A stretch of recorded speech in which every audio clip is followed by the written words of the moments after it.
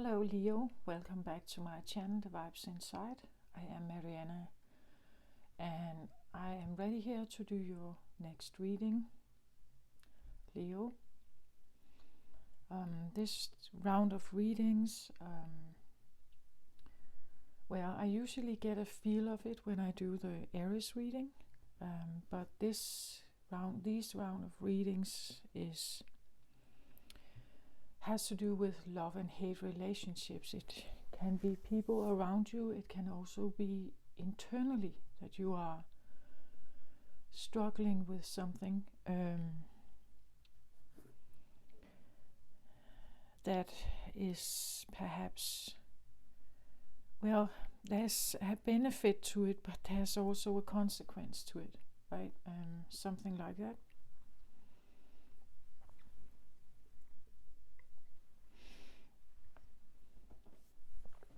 And because the new moon in Pisces is on top of us right now, actually it's influencing maybe the reading a little bit. There's definitely something about strength here, maybe losing strength. And Pisces is known to be the oldest sign. This is the elderly. This is the time where, well, usually physically people lose muscle power, they lose muscle strength eventually. They are not moving that much and so on. They become more feminine, you could say. In that sense, they become more passive, more feminine. Eventually, they transition to another realm. That's the human aspect of it, what happens to the body and so on in that process. So I have a feeling of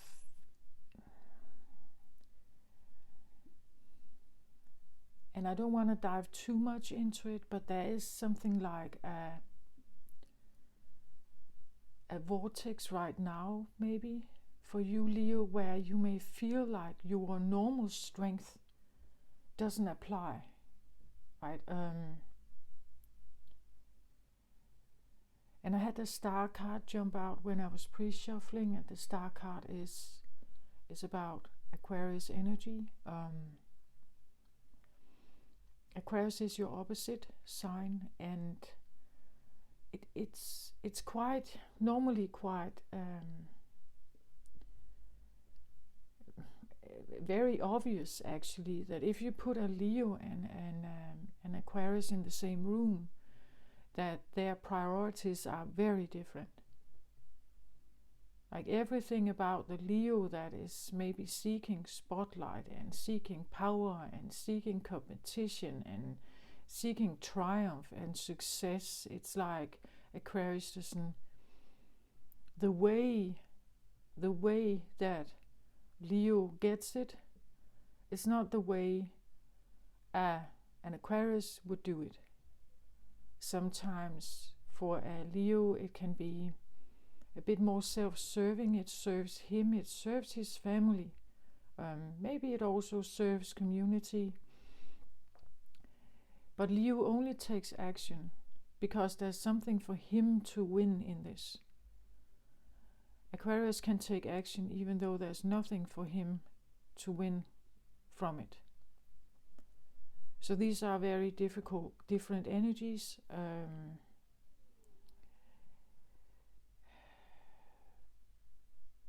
And they can be very difficult to understand. So if a Leo wants to persuade an Aquarius about something, the way that they can normally get things done, the way they can normally maybe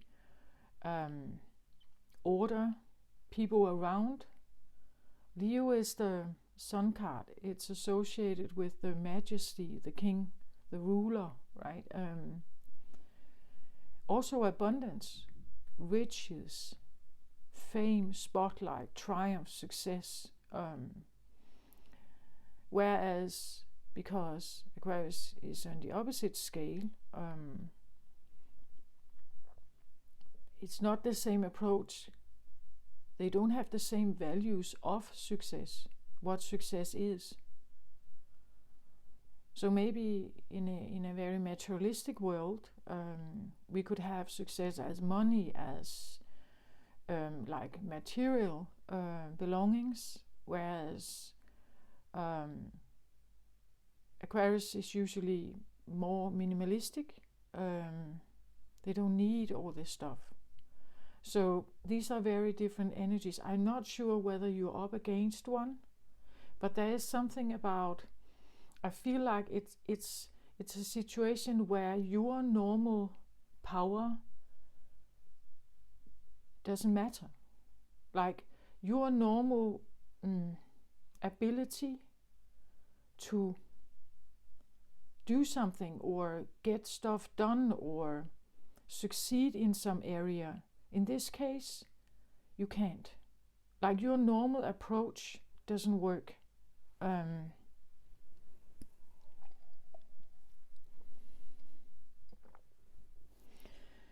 I feel strength card here. I get this feeling of that strength, which you do have, Leo, and strength in different areas you do have. It's not only about spotlight or money, or it's definitely also about that. But do you have strength in other areas as well? But in this case, yeah, I get almost like it's like only your nemesis applies. You know, like only your opposite can deal with this, right? And you know, that is a challenging thing, because for a Leo that is usually competitive, usually, well, it depends on where your Leo is positioned in your chart. But success-driven, competitive-driven, looking for triumph, looking for even triumph with helping others, but looking for that, you could say, that high of something, where Aquarius doesn't do that necessarily. Like their, you could say, scale of success is different. They look for other things in order to evaluate whether there is success or not. Right? So these are different thermostats, you could say, as to when something is success or when something is failure, when something is strength and when something is weakness. It's very differently looked at and prioritized. In this case, it could feel like,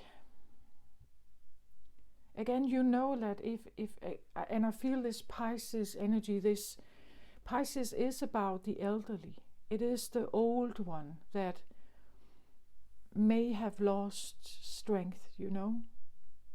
The old one, we can no longer count on someone's strength, you could say. We can no longer count on their ability to take action. Actually, it becomes the opposite. It becomes someone who now needs care. It's the opposite, right? It's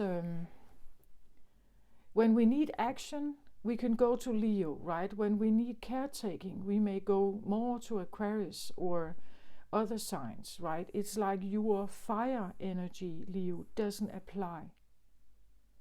You know, your need for humor and enjoyment and festivity and fun and everything, in this case, it just doesn't apply. Like in all the areas where you feel, here I can really make a difference, here I can really do something, this case, it just feels like no. This is something that requires a new side of you. It requires something that you're not used to. It requires maybe it requires letting go. That was quite an issue in the new moon reading I did for around Pisces at this time. The letting go of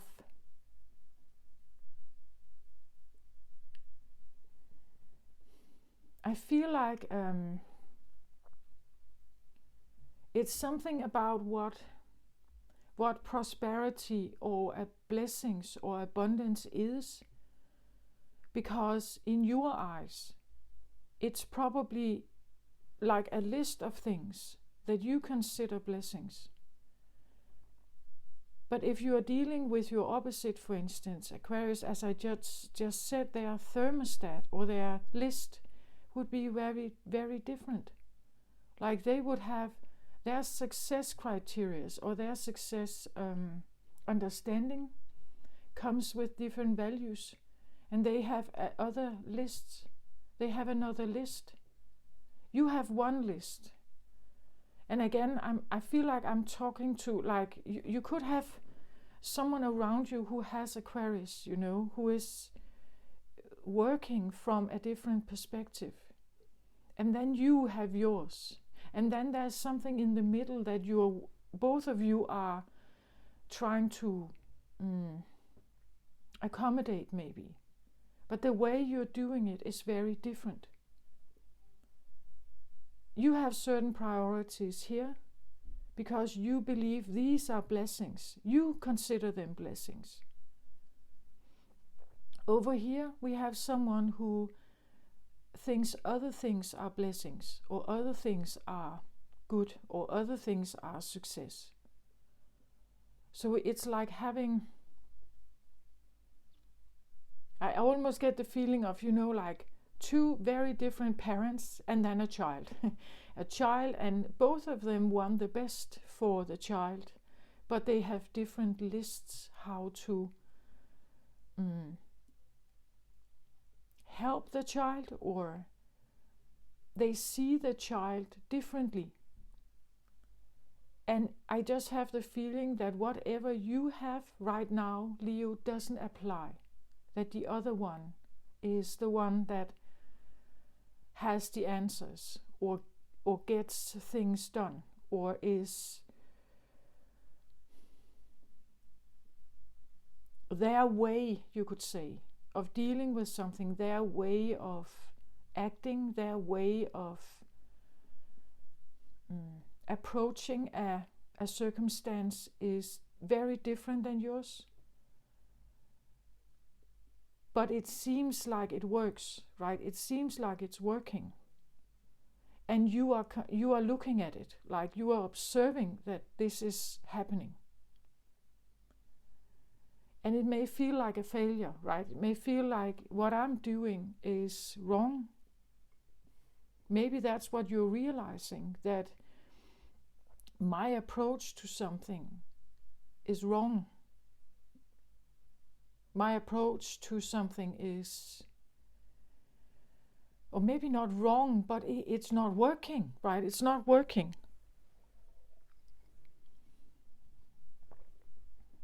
Someone in the middle here doesn't feel better. When I try to put my things, or maybe your agenda, or your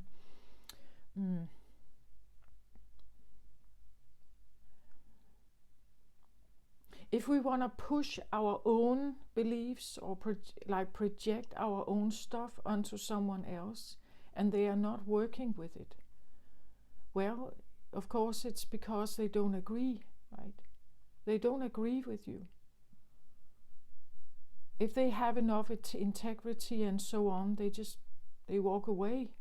They don't engage. That's another thing about, I think, Aquarius is, because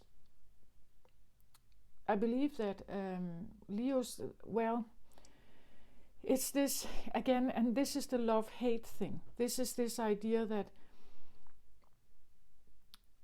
you want to be on top, you want to succeed, you want to be the one who knows, you want to be right, you want to see that your plan is working, right? Your approach to something, You want to see when these things are done, you see something working, that it works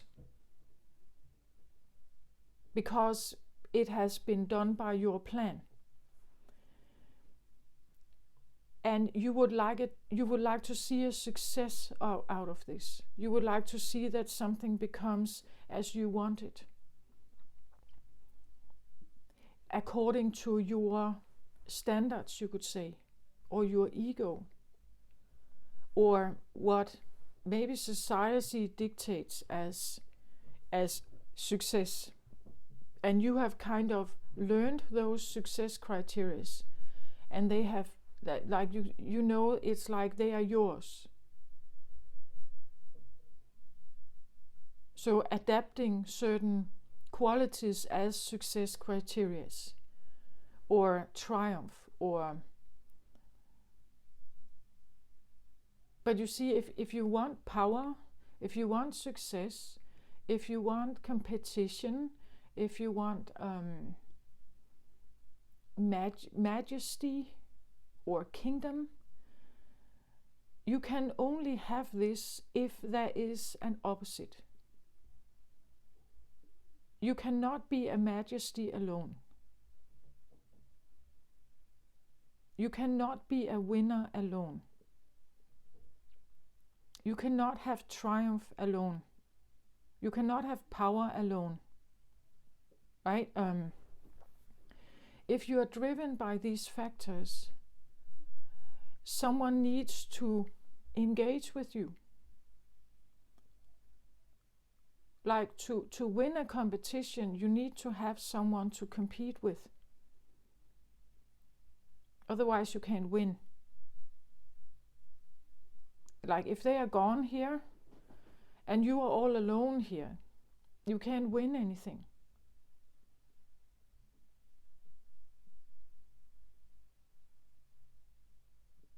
If they come back and they engage with you, now you have an opportunity to win something, or you have an opportunity to be right, or you have an opportunity to be on top.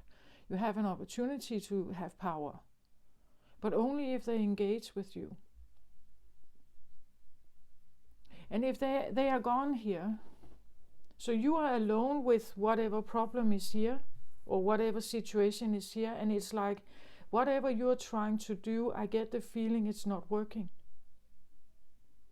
It's not working.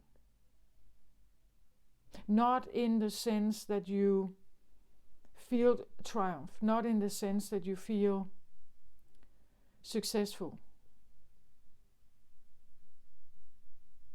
So maybe you have to invite this other one in.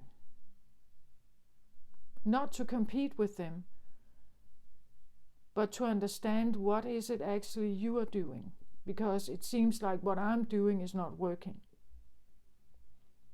Not in accordance to my success criteria. But then you can have someone else come in, and when they evaluate the situation, they are actually quite content. They find it's all right, because they have different criteria.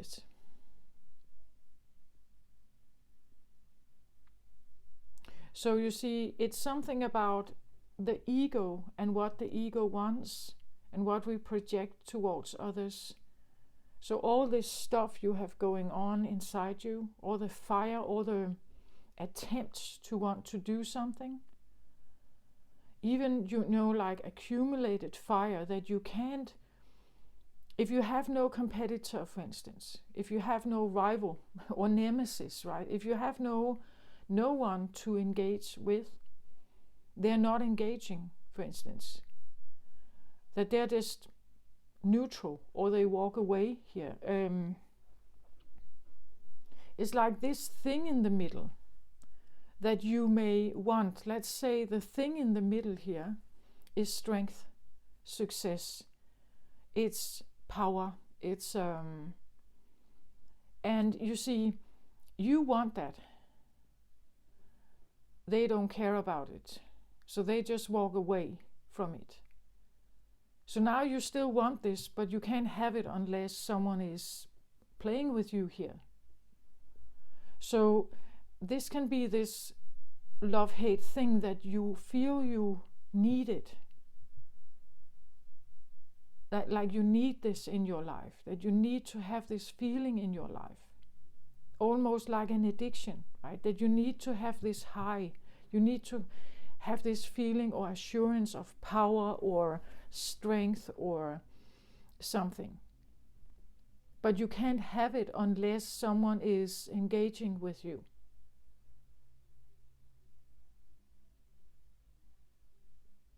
And that could maybe also be why the Pisces is here. It's like it's dying, right? It's this ability to have this like the confrontation with something. It's like it's gone. Like they're not participating. You have no rival or no nemesis. It's like they are not there. So this thing you need, it could be the feeling of starving, like you're starving because you need some of this reassurance all the time, proof that you are big, proof that you are on top. And you can't prove it unless you have someone to prove it with. Like you need someone to engage with you. Otherwise you can't prove that you are successful or powerful or something. And it's like they're not engaging. Maybe this is what you're realizing, right? That you can't have this. That you feel that you're starving. That you're starving of your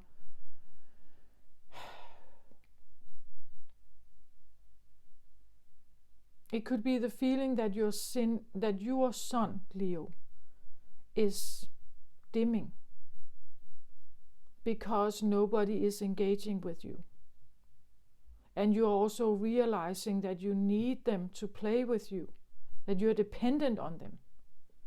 They're not dependent on you. You're dependent on them. Everybody on top, everybody who has this desire to be on top, like they can only be on top if someone wants to be at the bottom. It's always in relationship to something, because if it's not there, you just are. There's nobody over you and nobody under you. You just are. You flow in your own little world here, but there is no competition. There's no mirroring. There's no way of figuring out what you are. Like you have no strength if you can't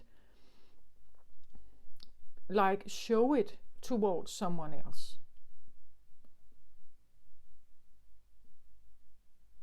Does that make sense? It's that kind of feeling.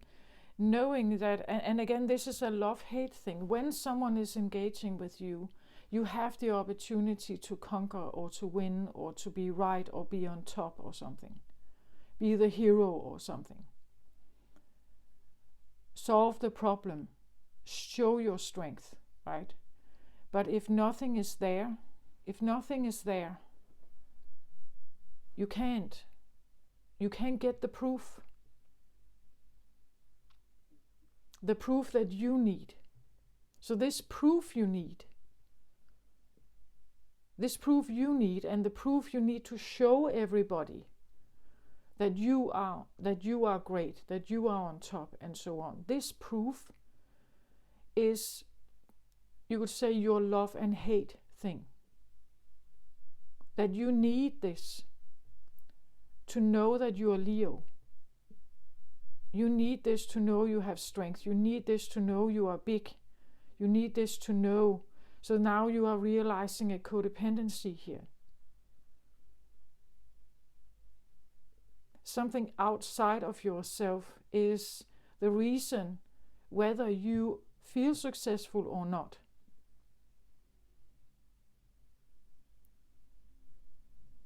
And maybe you're realizing that something is no longer engaging, I feel like, with you. It may pursue other things. And it's not playing with you. And because it's not playing with you, you can't have your proof. You can't have your success. You can also not prove yourself to them. So there is something about strength or a weakening maybe of strength because something is not there. Pisces, as I said, Pisces is also about, well, transition. When the people become old, like, and dying of natural causes, of elderly life, worn out through a long life, working and worn out through a long life, so they have pain, they have aches, they become more passive. They don't get up much, they don't get out much, they stay in a lot, they sit more, they lay more, and eventually, they're not eating anymore, and then they're leaving, right? They transition. This process here, this is also something you could say, if you want to prove yourself and you want to be on top and you want to be successful, this could be something you have no power over. Like death or dying, the process of dying and death, you have no control over this. No matter how muscle strong you are. If someone else in your life is transitioning here, there's nothing you can do.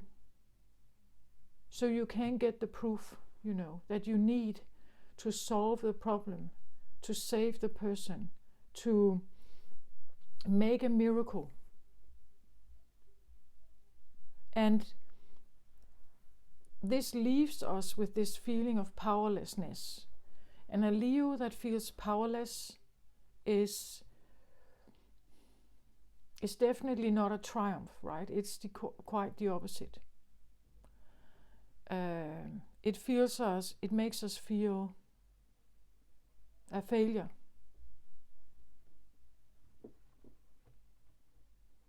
No matter how strong you've made yourself, Leo, let's say you have all the money in the world. You have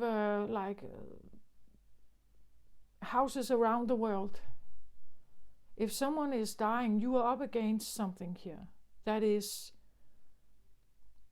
ice cold. You can't do anything about it. No matter how much light you shine on it, no matter how much you want to do, no matter how much you want to take action, no matter how much you want to engage, no matter how much you want to try to solve something, it's not working. And I think these situations like these are something that Leos dread. Because it's a no-win situation, and no-win situations is not something Leo wants to engage in.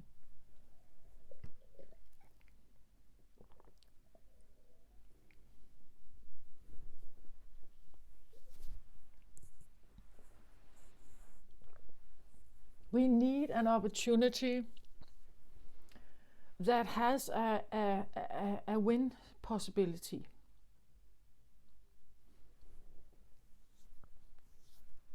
But it also means that Leo could be leaving the scene when things get ugly.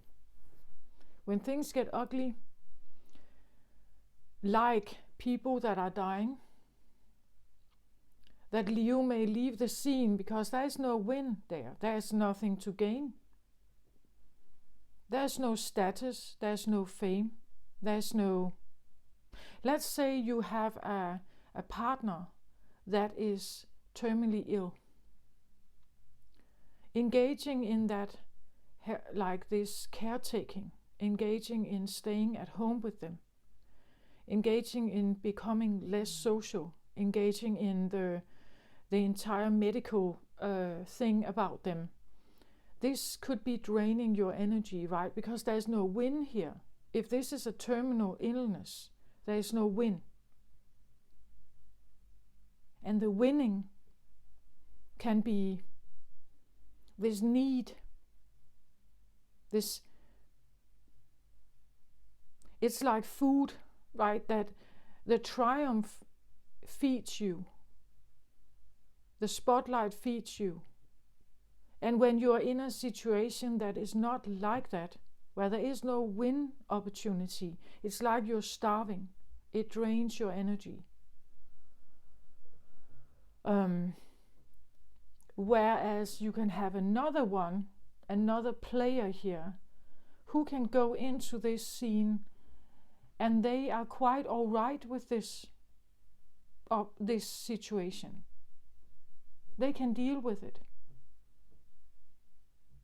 And you could be looking at that, right? You could be looking at that and you could think, I never thought about this person over here like that. I never recognized that they can do something I can't do. Maybe I've regarded them as weak, but they can actually deal with something here that I would prefer never to deal with, because there is no win. But you may also realize, because you need to win, that this is something you need as food. It's like if you don't have it, it feels like you're starving. So you're dependent on something outside of yourself to make you feel good. And you could be watching someone going into the most ugly situation in your eyes, and they are all right here. And you could be watching, how is that possible? So you see, it's something about values and priorities, and maybe realizing that your way is not always the only right one. Your way is not always the best one. And there are certain situations that would instantly make you feel like a no-win situation. And you will drop out of that if you could. Because there is no prize here. There is no winning. There is no success to have. And becoming more aware of that this is a driver for you. And if you can't have that, you're not engaging. And it means that there are situations here on earth that happen where you can never be the hero. There are circumstances where you can never be the hero.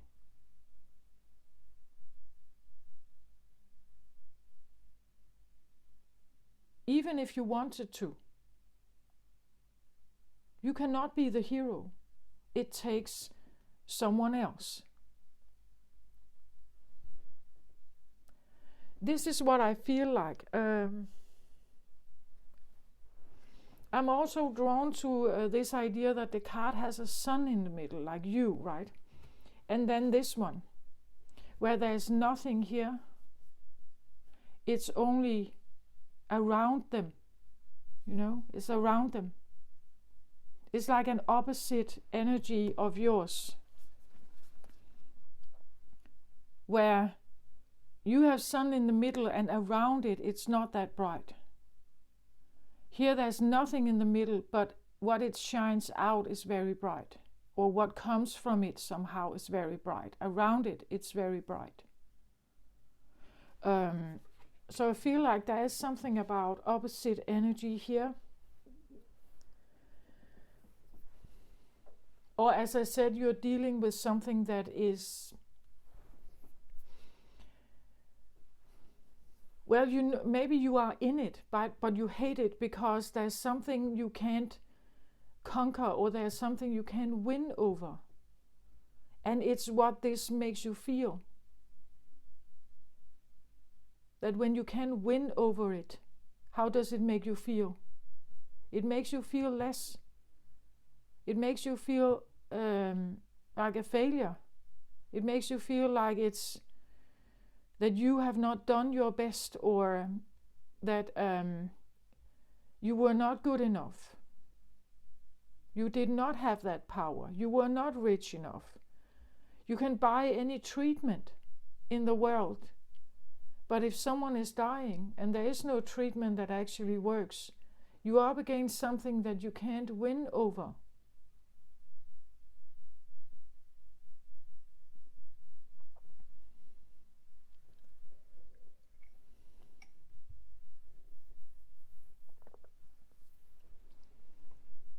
So it could be something about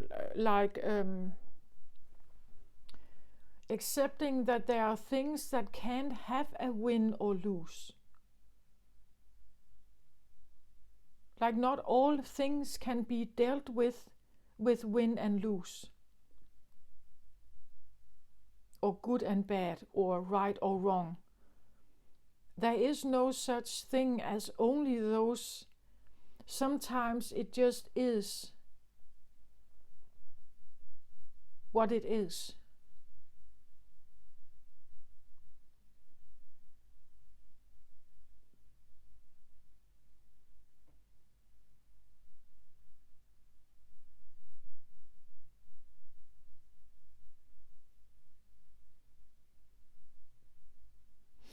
Okay, let's have a look at this.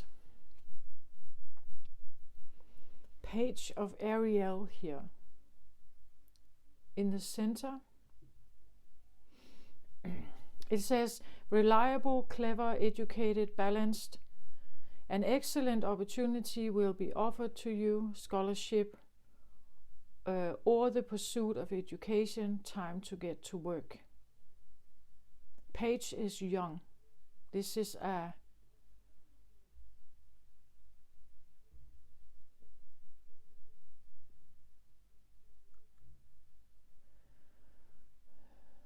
reliable, clever, educated, balanced. This can be a child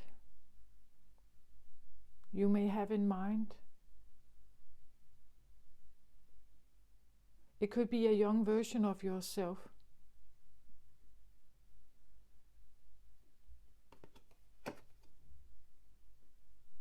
And with the shine here, it's like I feel potential, right? I feel something like this is such a young, well, it shows a girl here, but it doesn't have to be. It can be a boy also, right? A young girl, a young boy, a lot of light here, so much potential, clever, reliable, educated, balanced, going off to the field here, pursuing new school.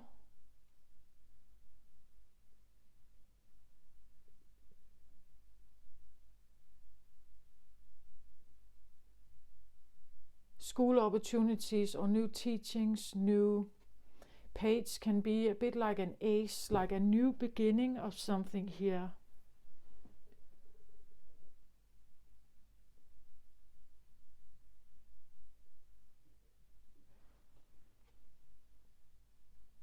Somehow to me it comes across a bit like what I'm talking about here. It's something like,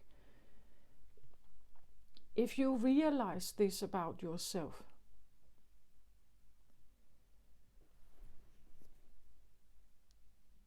that sometimes there are things that we can't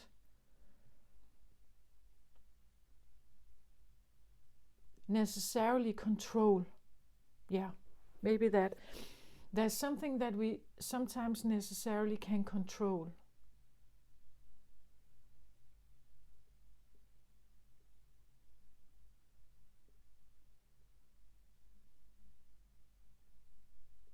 We have to let our children go out there and have whatever experience they have.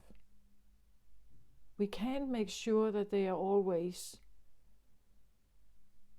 They have so much potential here, right? So we have to just let them go and have the experiences they need. But I also feel this could be the feeling like if you get to this conclusion that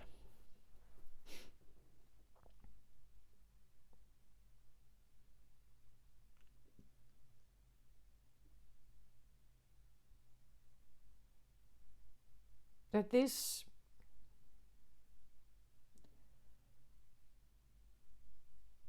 as I said something in the beginning, something like it seems like two parents that have very different angles, and then there's the kid in the middle, right? So different angles to what success is for this child. You may have one agenda, what success looks like about your child, and this other one may have another set of agendas or checklists that talks about what success might be. And the child is in the middle here with all the potential, its own very unique potential here. And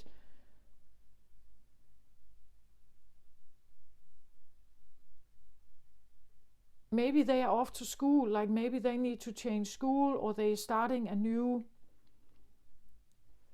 different school.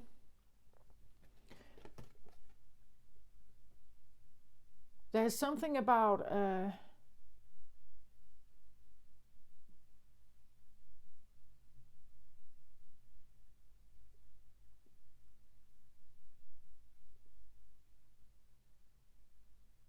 actually, I get the feeling of it's almost like these two that stand here, that they should kind of just back off a bit, so that whatever is in the middle here has opportunity to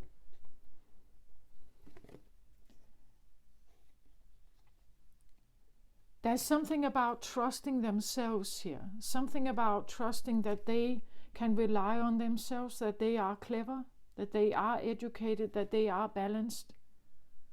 It's almost like too much involvement. What is the saying? Too many chefs, right? Too many chefs spoils the food or ruins the food or the dish, right? That if too much involvement here, it ruins because the agendas are differently. So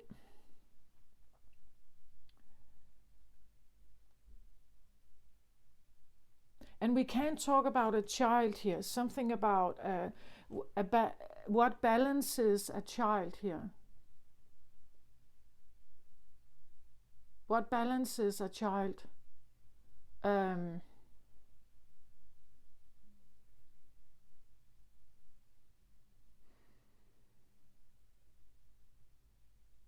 Because one set, I believe, is going to maybe, well, one set is going to help this, that the child relies on itself, that that the child becomes a success, the potential of a lot of sun here, that the child experiences itself as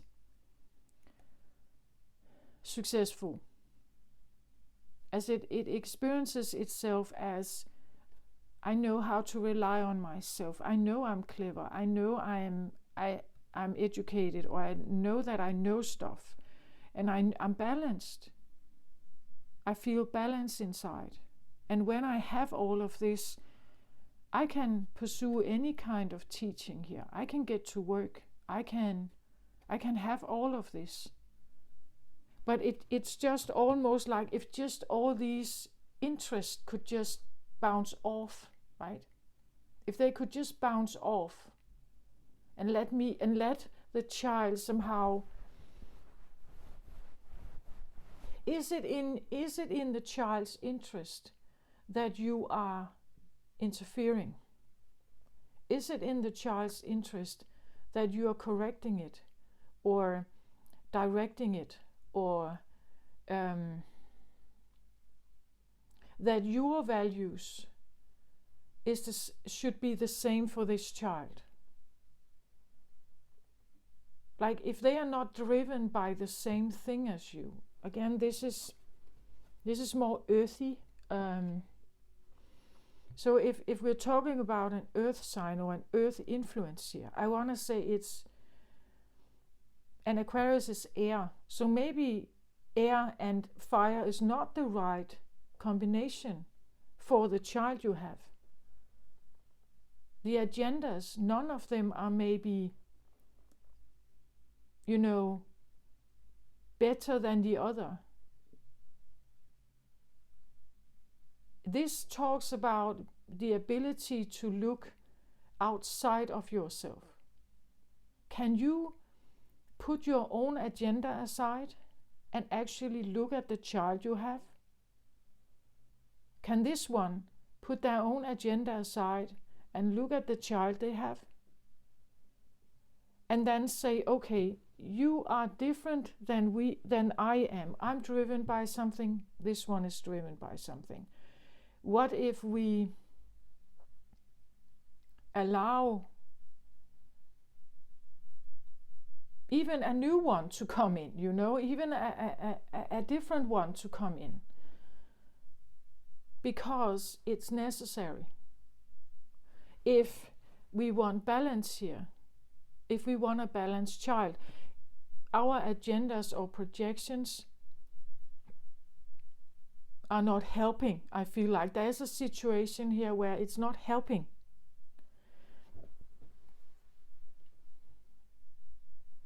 But the potential is there. The potential is there, but it's not helping.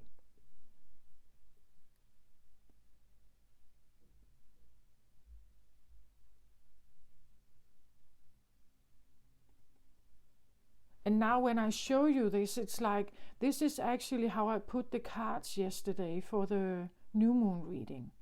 So I feel like there is an influence of the new moon message or some of the new moon reflections. I put the cards like that. And I said there was a gateway in the middle to something else that is maybe more reliable, clever, balanced, something wiser, perhaps, here. Something wiser. It's another wisdom. I get that feeling like it's a wisdom that you don't have, and maybe your spouse doesn't have it, but maybe someone else has. So it's about accepting that in this situation, you don't have what it takes, Leo. Accepting that your way of dealing with problems or something, or your way of raising a child, is not the right one for this particular child, or for this particular beginning. You know?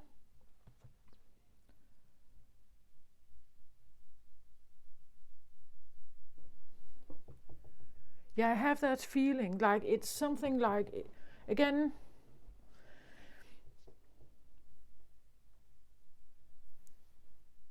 for them to be reliable, for them to, it's like, if you have two different parents and they have different education, one is in business, one is in healthcare, but you have a child here that has very unique potential here. If they go, I want to say it, if they follow their own gateway here, but both of you can come with different advice, Both of you can come with different advice because it gave you success, or it gave you purpose, or something, or both. But this one is new. This one is a fresh new leaf. Maybe you have someone in your midst who is considering what kind of education to take next after elementary school,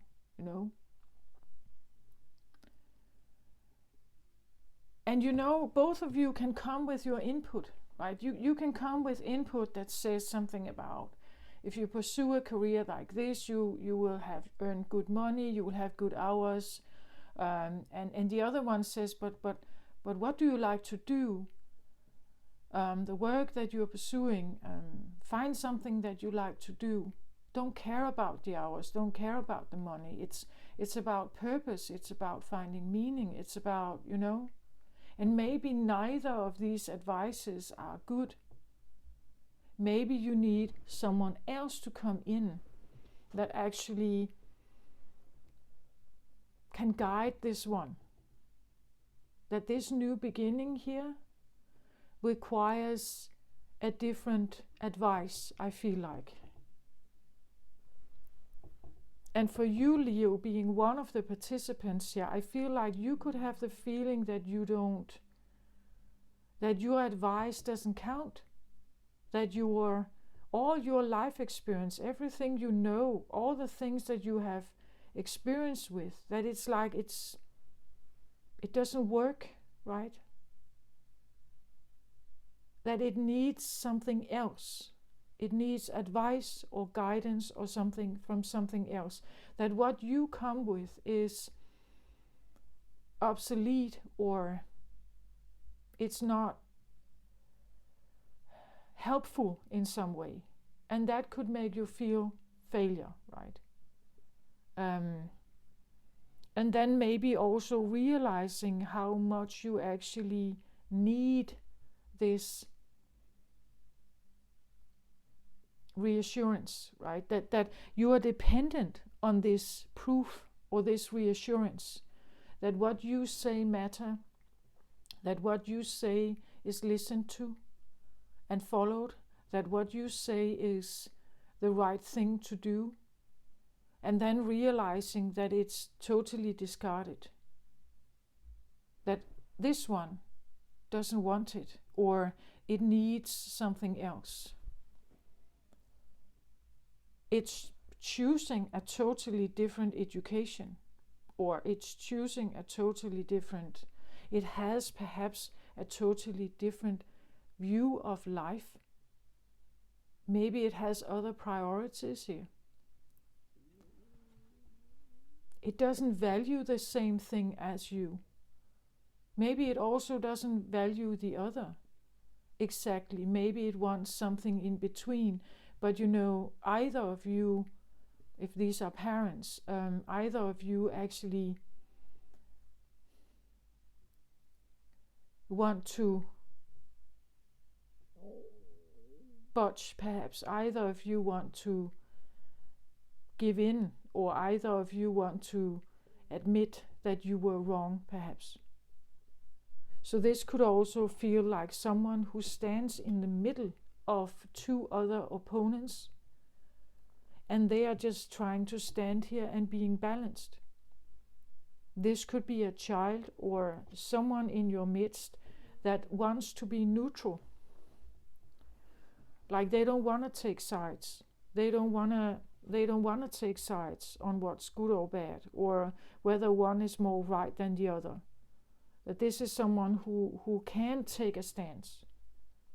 Who like they are in between two energies here, like quarreling parents, and they stand in the middle there.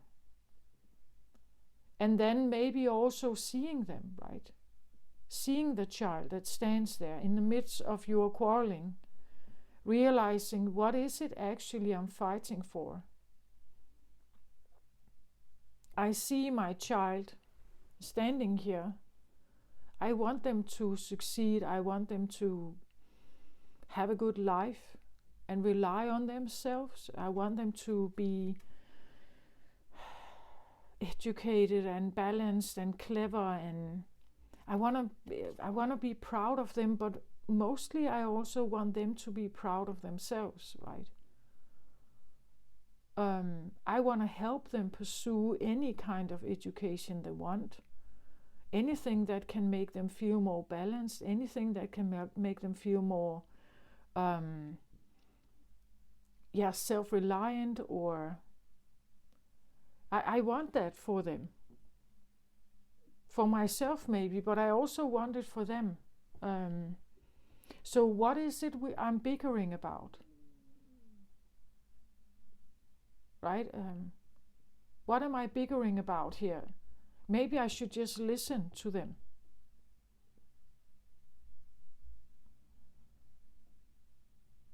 So that could also be like this leadership thing that Leo also has, that when something seems out of order, then Leo takes action. Okay, this is a mess, now we follow my plan, right? But sometimes it's maybe not the right approach, you know? Maybe someone here needs to become their own leader. Maybe they need to, the reliance and self-reliance here is not something that comes when someone else takes the power. Sometimes we need to let them find their own power, that they get out of the chair, that they take action, that they trust that they have what it takes, that they are clever, that they are educated, and they are balanced enough to go out there. So sometimes when we are watching the children in the room and we are bickering about our own stories and all our own stuff, we are realizing, yeah, but there's someone here and they're not benefiting from this. Actually, it's not helping them at all. So what is it exactly I'm bickering about? If I care about them more than myself, if I care about them and their well-being more than my own bickering, then I stop bickering. If I continue, it's because my needs are more important. My needs to be heard, my needs to reassure my power, my need to, and it tells you something about yourself, doesn't it?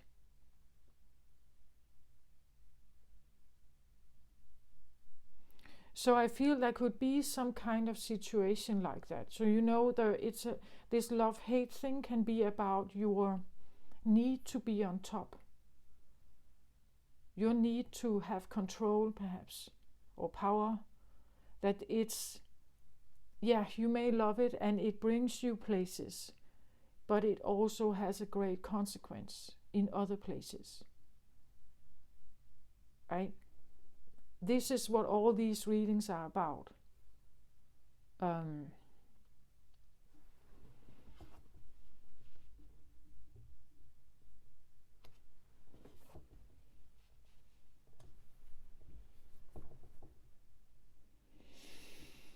So I get life force energy here at the bottom of the deck.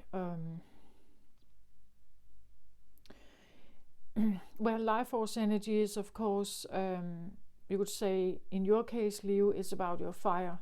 It's about what brings you. It's the opposite of starvation, right? What nourishes you, what brings you.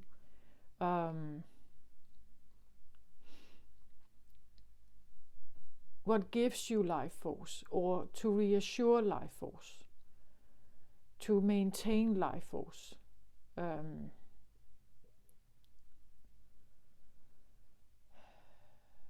And look at how colorful it is. I said that in the beginning, right? I said something, or maybe not the beginning, I said something about life force for you is definitely something about success. It's definitely something about being on top. It's definitely something about adding value somehow, having triumph, succeed in some kind of area. That gives you a sense of this feeling. Then you are on top. Then you are very balanced. Then you are very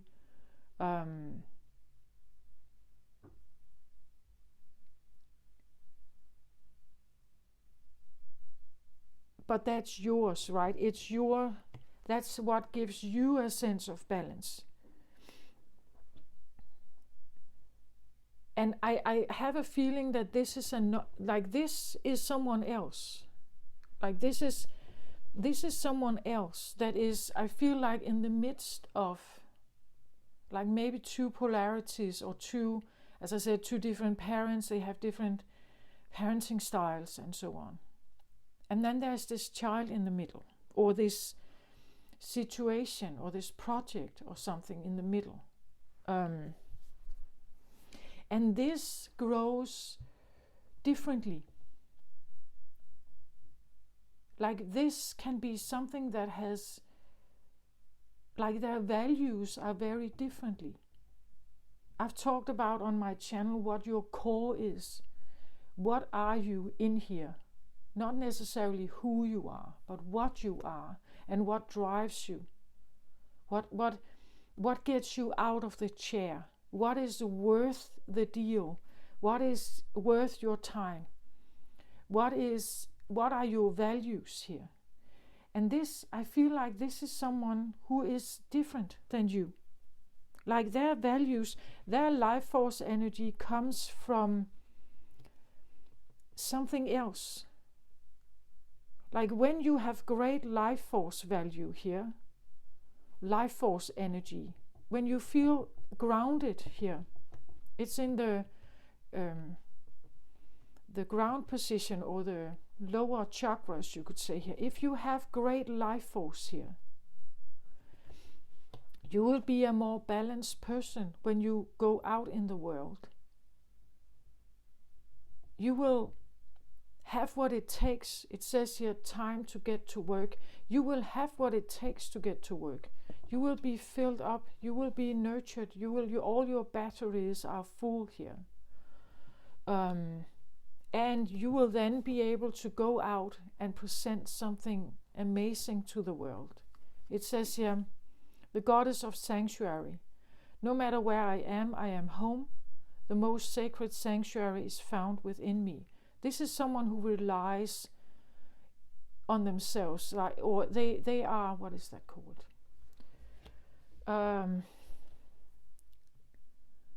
They are so balanced that no matter where they are at home. They are so self-assured, so because this is intact. Because this is intact, they are able to be at home no matter where they are. No matter where I am home. The most sacred sanctuary is found within me, right? It's in me, not outside of me. This could be someone who is in your midst. Like you could be watching them, right? You could be looking at them. As I said, they have this enormous potential here. It's this feeling that I have a jewel here. I can mess it up and ruin it.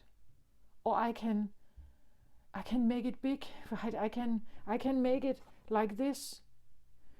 If I make sure that it is nurtured well. If I make sure I take care of their life force energy. So again, you could be looking at someone here who is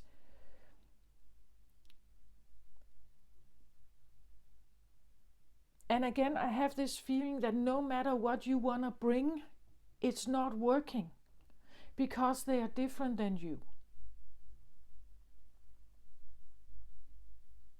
Like the way you would approach something is different than you.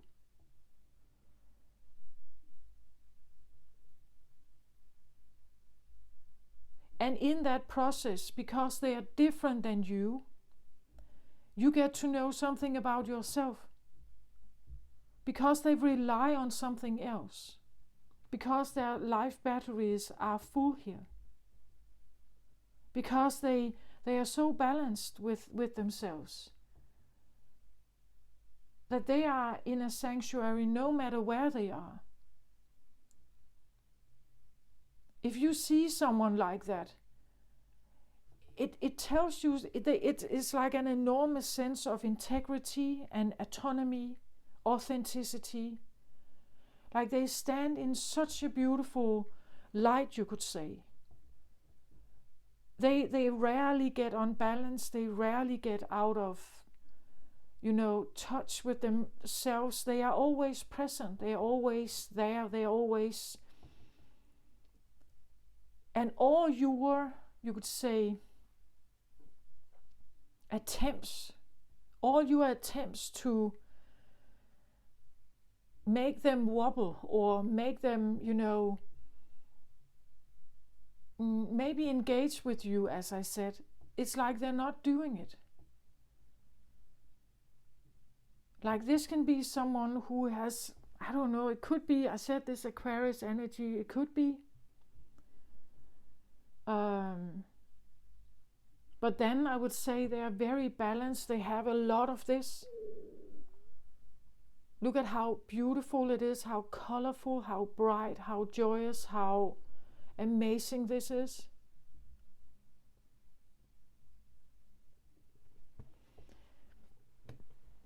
And you could be watching them, right? You could be watching them. And it's like they send something out. They have this aura or something. They're sending something out that, I get the feeling it makes you shut up. Sorry of the language, but that's what I get. It makes you shut up.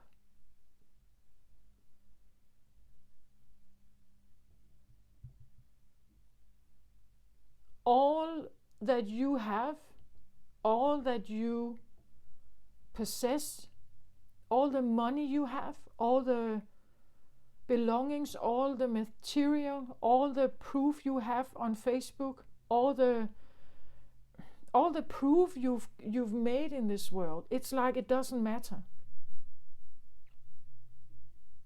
They stand solid in their own energy. They are not influenced by all the material stuff. They don't care about it. They don't care about your achievements.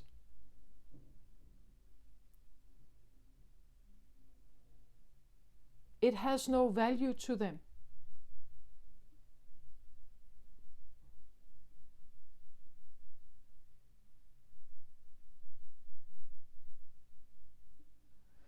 Does that make sense? It's like you stand in front of it's like meeting someone, this star energy that I had this jump out during the pre-shuffle. It's like meeting someone who is like this. It could be a child or a younger person here. And they are just so, they just stand so firmly in their own energy here. They are absolutely fully equipped. They have everything here. Their life force energy is extremely vibrant. And it's grounded. Like it comes from their roots. It's how they were raised. It's given to them from an early age. They're born with this almost, right? It has nothing to do with money necessarily. Like I believe they can go out and earn all the money they want, right? But it's something else. This is about feeling loved, feeling appreciated, feeling grounded, feeling good enough, feeling that you have all this is intact. And because of that, you are like this. You are reliable, clever, educated, balanced. You are self-reliant. You know that you have what it takes. You can pursue any education. You can do whatever you want here.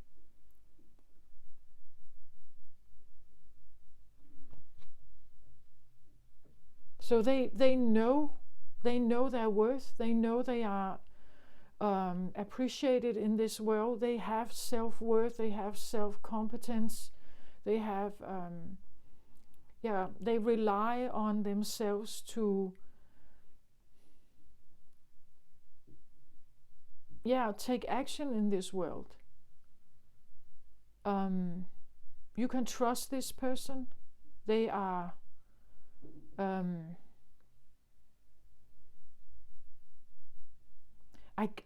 get a feeling they are calm. Again, they are not, I don't feel like, this competitive urge that you may have, they don't have that. Like they rely on themselves. They rely on like an inner sanctuary, you could say. This is in the crown position. It's like they just know, right? They know that they are at home. They know they are all right. They trust that they are all right. They know that they are backed, you could say. They know that they are supplied here. It's just they just know. And it's interesting if we meet a person like this, because they have this very special aura. And this is a child or a young person, I feel like. It could be a new beginning, like a sparkling sensation in yourself, that something is emerging in yourself here. That this is like a new thing showing up in your own life. This could be, from being reliant on outside sources to feel okay, that you start having an internal feeling. And this is where things changes, because you no longer need to establish the proof, like the external proof. You don't need the competition with others. You don't need to be on top all the time. You don't need to, because then it becomes this inner feeling that you are this, right? That you are this. When you are this internally, you don't need outside validation. You don't need the external spotlight. You don't need all the money to prove how well off you are or how successful you are. You don't need to boss others around, because you don't need to be like an external majesty. You already know, right? You already know your sanctuary, or your kingdom, you could say, is already within you. So of course this can be internally also. So this could also be something that you suddenly feel like you want to establish. As I said, sometimes when Leos lose strength, like when they are becoming older, they can't get the external proof that they need, or they have been needing. Now it becomes something they have to establish in a new way. They have to find it somewhere else. Sometimes they become this elderly advisor, right? So they advise, but they are not taking external action. They are not, they're not needing to show their muscle power. They are just advising.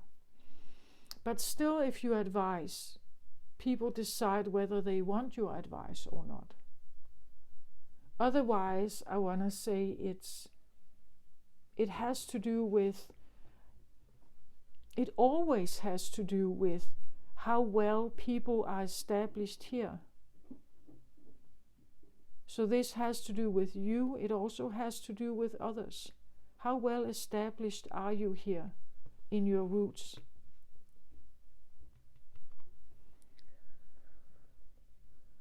That is the reason, if someone is able, a child is able to grow up and feel like this.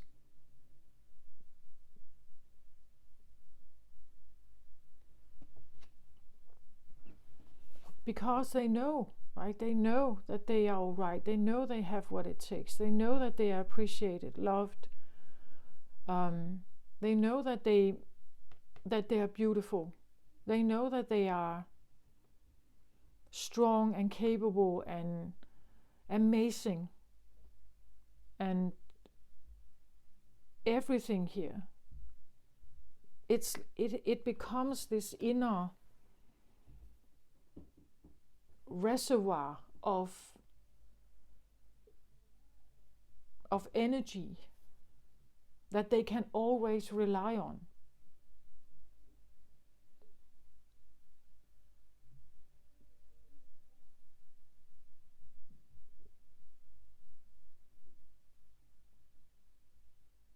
It says here, the most sacred sanctuary is found within me. So if the sanctuary or the Zen zone, what I sometimes call, is like this bubble inside you, that when you go there, you just know that you are surrounded by this. That when you go to your sanctuary here, this is what you feel like. You just know you are at home. You know you are loved. You know you are appreciated. You know you are perfect. You know you are amazing and astonishing and everything here. That is the reservoir that we all need. A place, a core place where we can go to, and in that space we know that we belong. We know that and we can saturate in that. Like we can just take that. It's a nourishing field of flowers, right? That you can just lay yourself in that, and then the energy kind of just gets drawn to you somehow. But if we don't have this, we will constantly be looking for outside validation. And I have this feeling that whoever this is, it's like they are your opposite. You, Leo, could be looking for your validation outside of yourself. This one doesn't. And that's why they could be your opposite. They have figured out it's all within them. They don't rely on anyone else, but you do. And this can be the love-hate thing, right? That you know that they have something here that you may not have. They have access to something that you may not have. And when you meet someone like that, because they are different than you,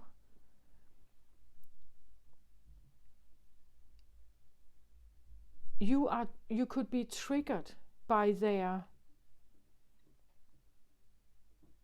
non-engagement, because someone like this, they just walk through life without necessarily needing, because they don't need proof, right?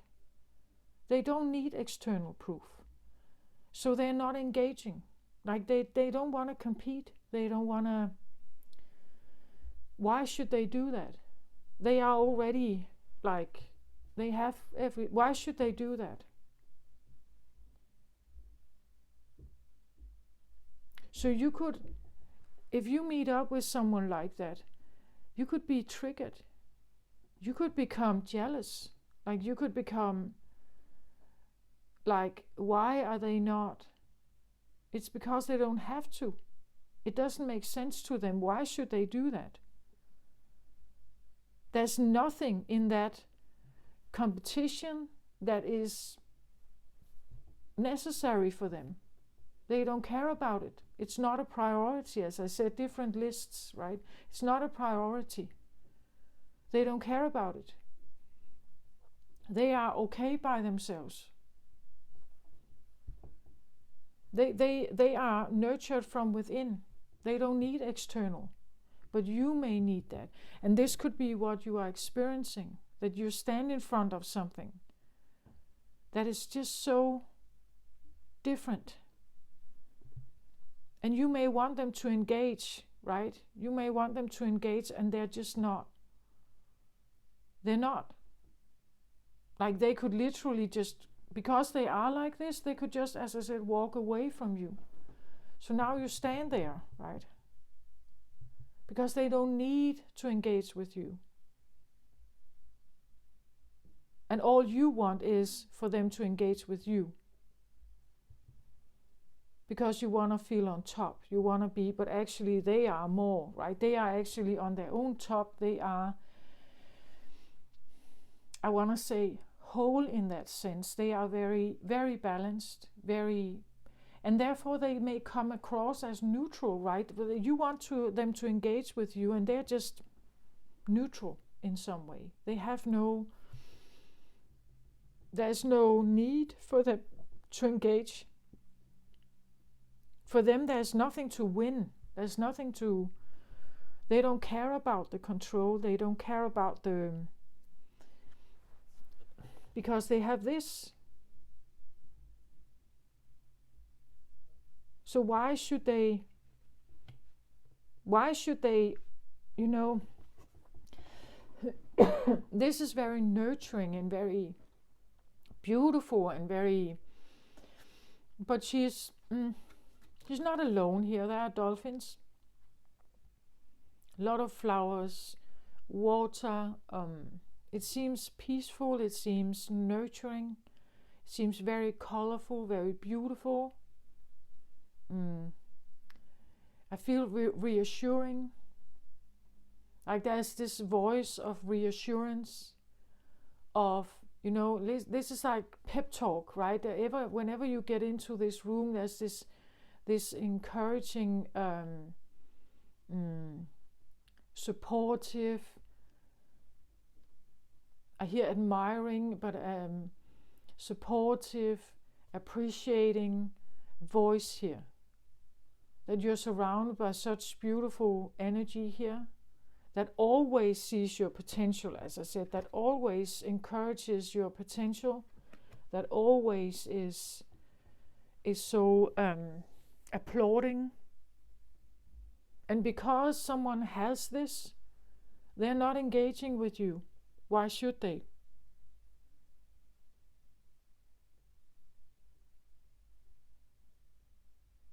There's no reason for them to engage with you. Especially only if what you want is winning, or what you want is control, or what you want is power, or what you want is a sense of being on top of something. So see, you could become bitter with someone like that. You could become like resentful. You could be jealous. And these are all feelings that you don't want to have. It makes you feel like a failure. It makes you feel out of your ordinary great self feeling. And that's exactly what our opposite can do. Like when we meet an opposite, because their values are so different, like they have what nurtures them here is different than yours. The checklist for this feeling is different than yours. Like if this was you down here, what nurtures you would be different. Like the checklist of blessings here are different. This one has a set of blessings. But if it was you, Leo, beside here, it would look the same, but the set of criteria would be different. So as I said, it can be a child, it can be a younger person, it can be someone who is like you could be meeting someone, and they feel so balanced with themselves, perhaps here. But you know, they may not have the same things in their lives as you have. You may have all the riches, you may have all the materials, you may have the Rolex watch and the big Tesla car, and you know, and they just come across as so happy and balanced, and you know, they have all this like self-worth, and they feel like they feel great. But when you look at them, it's like they have nothing. Like they have nothing to show. like in your eyes. They have no proof, but they don't need a proof. And this could be triggering to you. What is it that is going on there that I don't have, right? Because I can feel that this is different. Every time we meet an opposite, they can trigger us. Because we see something about them we either like or dislike, and it tells us something about us. Well, it can tell us something about them, but it can also tell you your reaction to them tells you something about you. So if you become jealous or bitter or annoyed that they are not engaging with you, it tells you something about you. Like, why do you get annoyed? Why do you get jealous? Why do you get irritated? This is shadow work. You get to know something about the less nicer sides of yourself. You get to know something about your control issues or control need for validation, that you need engaging, that you need validation, outside validation, but they don't. So they don't care about you. They don't need your validation. They don't need your advice. They don't need your approval. They don't need your money. They don't need your Tesla. They don't care about it. And this can be a trigger, right? If you live in a world where all these external things are important, right? They are important proof. And now you stand in front of someone who disregards it totally, who doesn't care about it.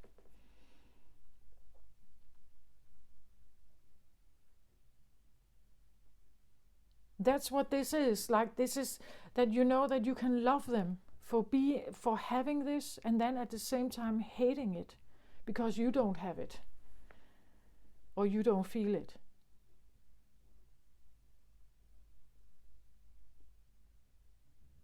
That is what this is about, I feel like. So if you come across, and I said this is earth, but I think the reason why it's earth is because there's this balance element. This can be a person that is your opposite, like an Aquarius. They have a different mindset. They don't care about materialistic things. I said in the beginning, Aquarius can be quite minimalistic actually, because it's all internal, right? It's internal for them.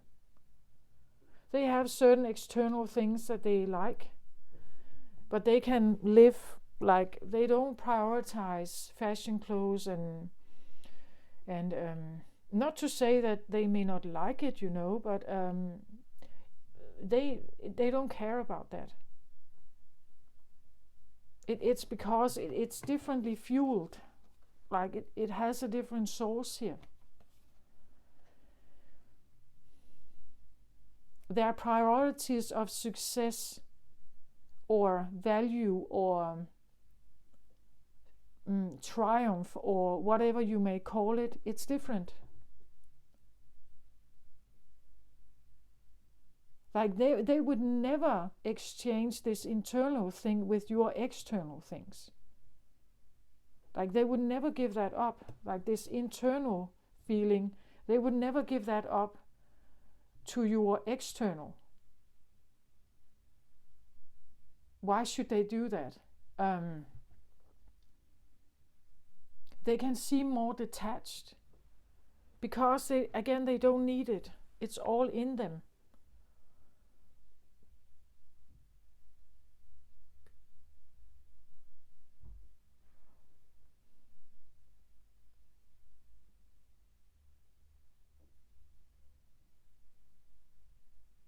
That's why they come across like this. They are very balanced. They are very calm. They are very self-assured. They are very, very clever they dive maybe into their own interests here of education. They could work with things that you don't think have value, but to them it has value. They are nurtured by what they are doing here. What they are doing is meaningful to them. They feel balanced and calm here. They are, this is success criteria for them. This is important for them, whatever they are doing here.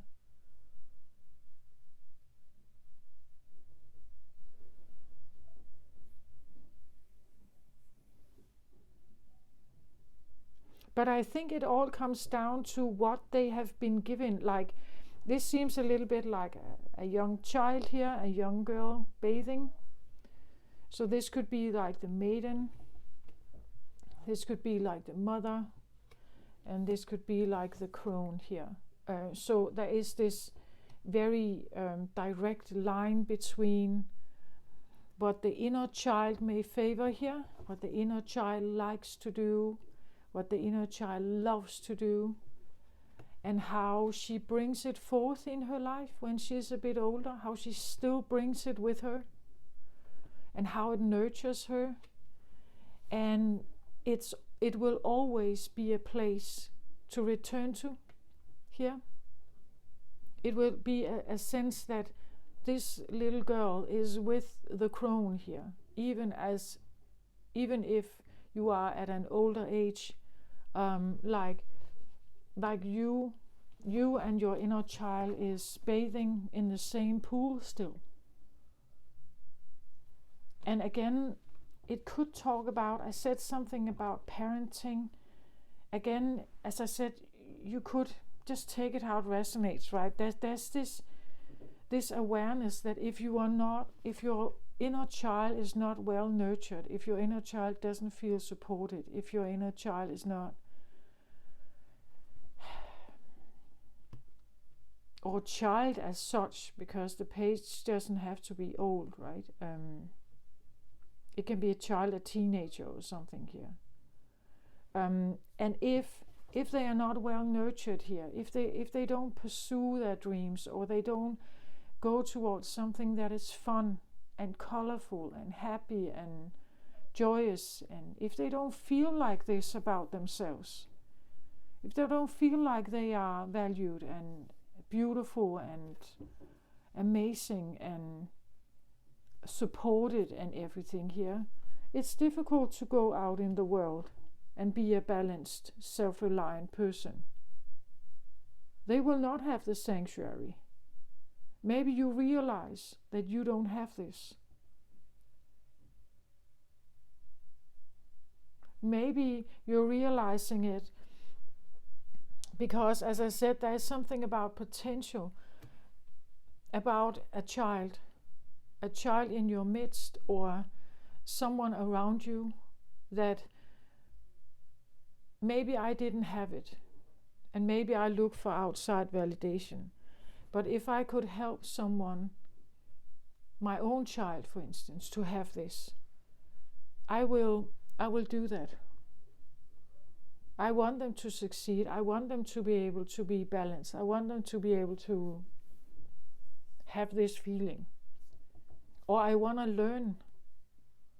Like if you see someone like this and you stand out here and you don't understand why they're not engaging. You want them to play with you.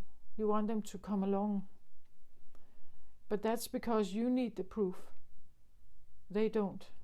Maybe you want to learn. Maybe you see them as an inspiration and you would like to learn to have the same as them.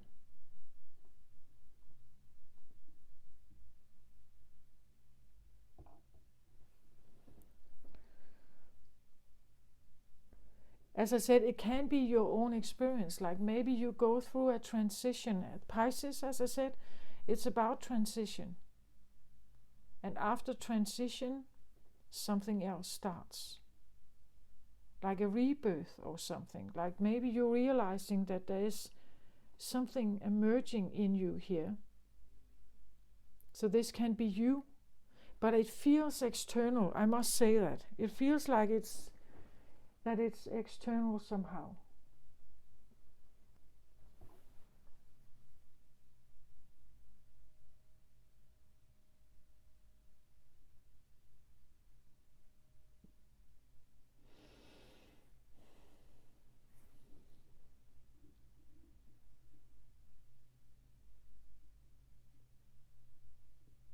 Or that there is a child, a project, an issue, a person,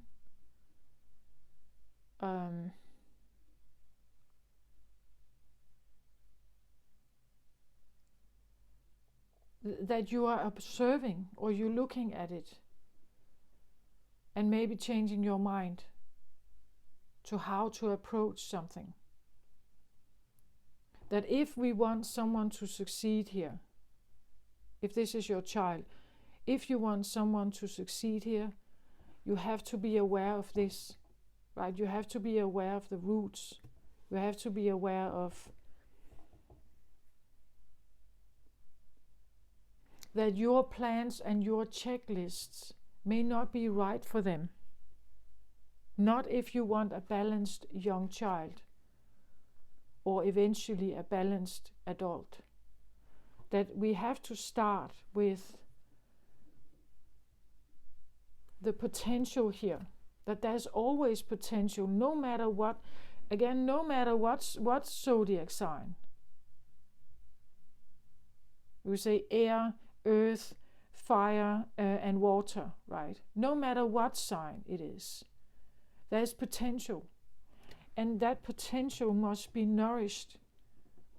And maybe you're not the right one, right? Or you're, as I said, you're a fire sign. Maybe you stand in front of, again, this was water. I said water here, right? Air, earth, fire, water. This is pink. So if this is a water sign here, maybe you as a fire sign can, like, all your checklists for a good life or success, it may not be the same for them. Maybe you are, this just indicates a balanced heart perhaps. It doesn't have to be a water sign or an Aquarius. It just means that it's balanced. It's balanced in the heart. A balanced heart here with beautiful grounding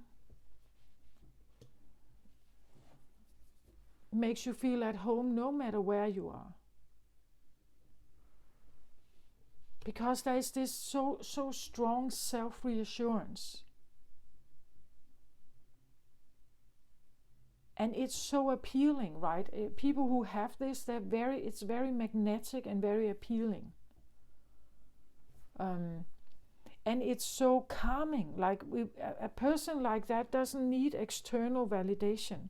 So they are usually quite calm people. Like they don't need this external thing.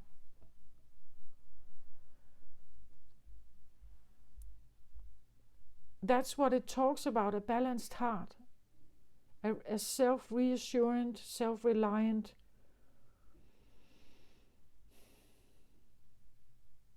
There is some kind of source that they have here. And because it's in the root position, it tells me something about maybe family roots, that there's a lot of love here, that there's a lot of reassurance, a lot of approval and support and appreciation. And this is like a scent bubble or a sanctuary that this person can always go back to. Like they can always call home, and they will have nothing but support and help and validation and appreciation and everything. And because of that, they know that they can go out there. They know that they are safe. They know that they are taken care of. They know they are good enough. They know they are self-reliant. They know that they're clever. They know that they can do anything they want to do. They can pursue any kind of work if they want to. And that is a sanctuary that is like heaven, right? To have that with you is special. And maybe it's because someone like this has done their shadow work. And maybe you haven't. You're just witnessing them, you're looking at them.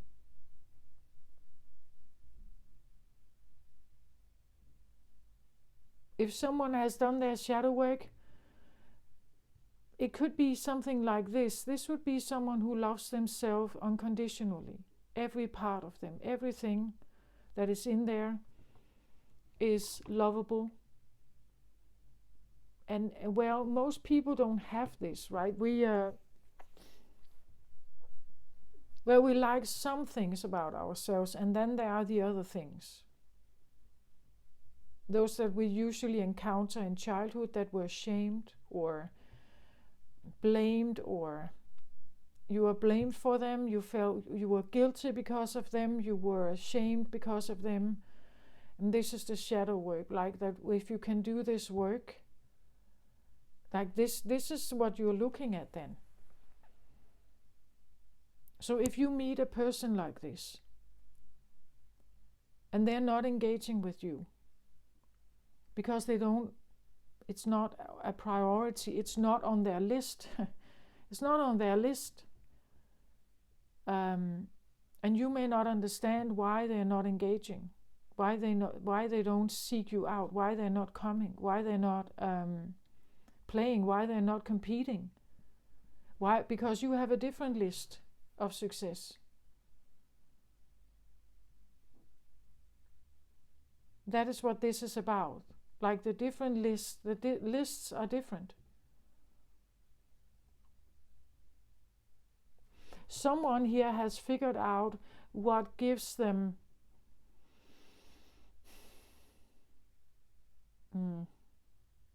what is nurturing them, I want to say. Someone has figured out what increases life force energy for them,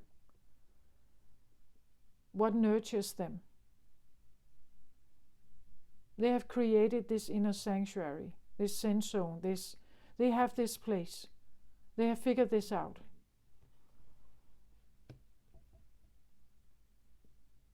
And they don't need external validation for that.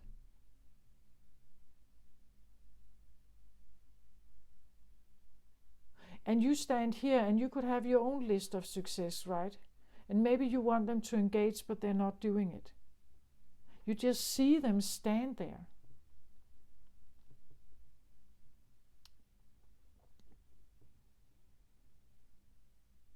Prioritizing something entirely different.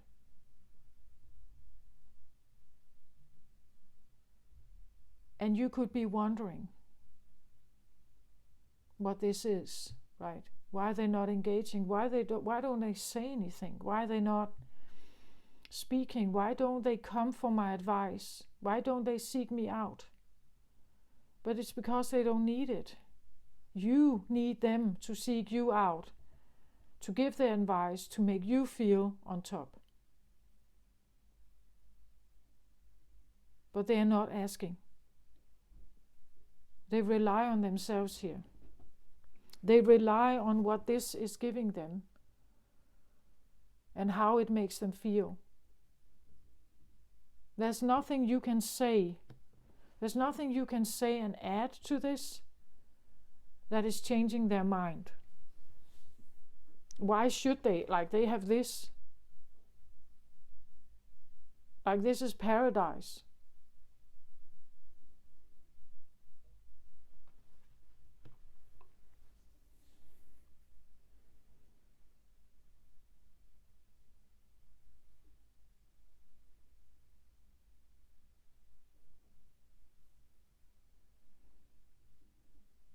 And therefore they are not seeking you out.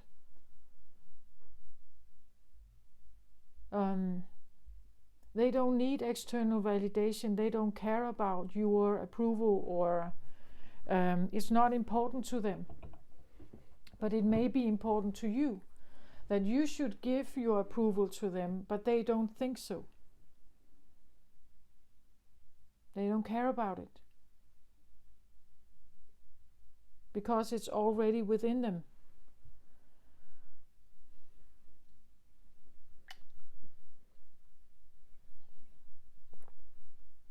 They don't need your approval. They also don't need your criticism. So they're just staying away, or they stand their ground, or whatever this is. They're not engaging. And this could be quite triggering to Leo. Of course, it could be something that starts within you. As I said, the page is like an ace. It's new. It's like a new potential for something here. But in order to understand, if this is your own process, I want to say it has to do with then your inner. You could say, then we are talking about the fire element here. What is the driver of a fire element? All the shadow work a Leo can do has to do with the element of control and power. Being on top, establishing proof of your greatness. So it has to do with your greatness. Why it is important to be the great one. Why can you not be the other one? What's wrong with the other one? There's nothing wrong, because the other one is the one you need to feel big. You need the low one or the small one to feel big. So your greatness is always on. It can only be created because something else stays small. That is what your success is built upon.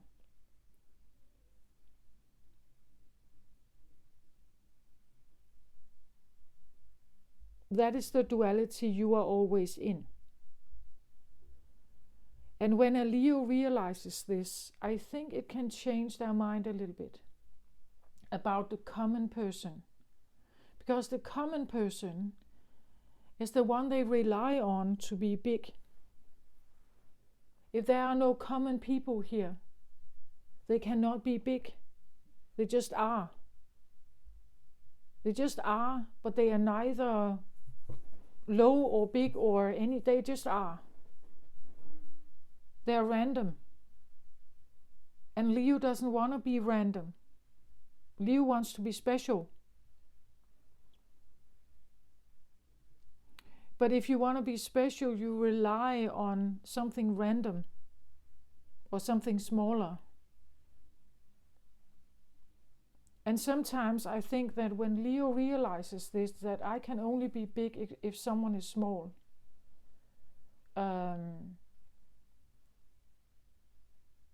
Or I can only be big if enough people are small.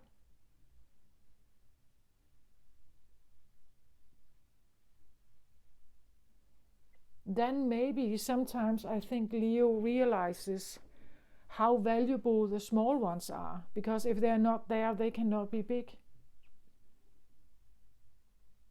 So suddenly the customers or the small ones or the followers, the pawns, this is what tips the picture sometimes, I think, for Leo, is that when they realize that my greatness is only assured because of the followers here. If they were not here, I could not have my richness, my material wealth, my spotlight, my everything, my power perhaps. So I'm reliant on them. Maybe I should treat them better, right? At least if I want to stay up here, I should treat them better.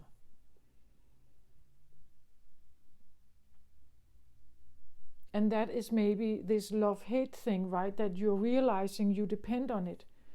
As long as you need to be on top, as long as you need the proof that you are big, then you need external validation. If you can know that you are big, know that you are great, if you know it, it's always with you. If you know it here, you don't need them. You don't need the external validation. You know it. It's always there. It's always within you. Then you don't need this external thing. You don't need to create proof. You don't need to demand fellowship. You don't need to ask for obedience. You don't need to order people around. You don't need that.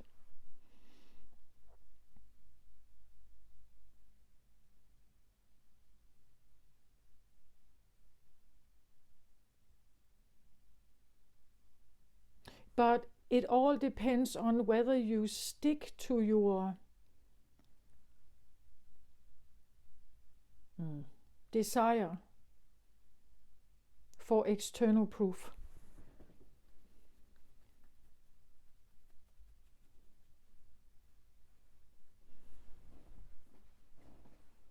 Because if you stick to your desire for external proof, external validation and proof of your greatness, it's a matter of time.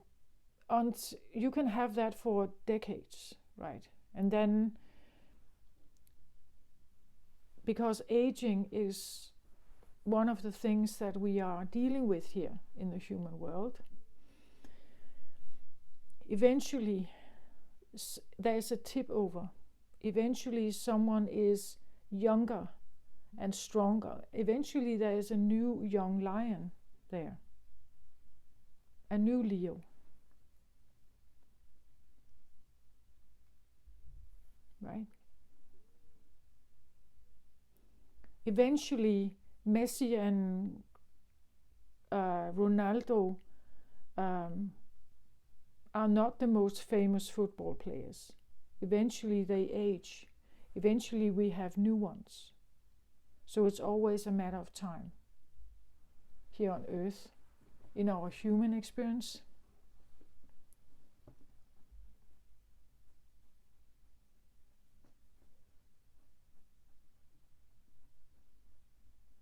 And what most people talk about when they are in this transition phase, where they may be dying and they're laying there, what they talk about here that actually has the greatest value, it's not the money, it's not the fame, it's not the followers. No, it's the one in their heart, it's the one they love. It's maybe their children, maybe it's their wife or husband. You know,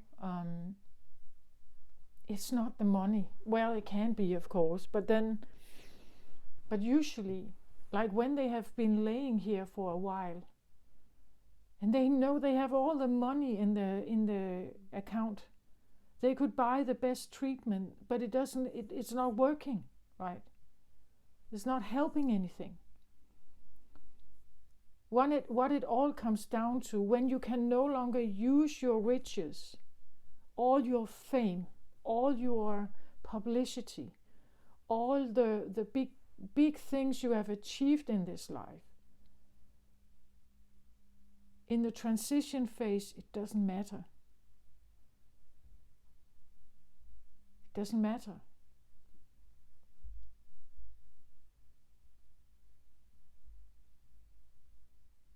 So if you stand in front of someone who has a different set of a checklist here, value set checklist, that could be it. That you stand in front of someone who is, they're not impressed necessarily by your riches, your fame, your money, all your followers, all these superficial, shallowy things. Like all the designer furniture and designer clothes and all all this stuff, like they're not impressed with it because they have another checklist here. And they are already happy here. They are already, like, they already have everything.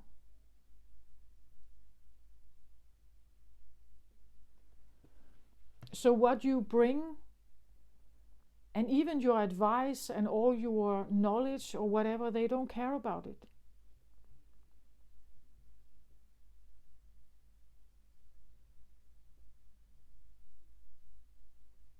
And of course, this can make a Leo startle, right? It can shock you a bit because, well, but I have so much I could tell you. I have so much I could teach you. I have so much I could, like, and this one just doesn't care about that.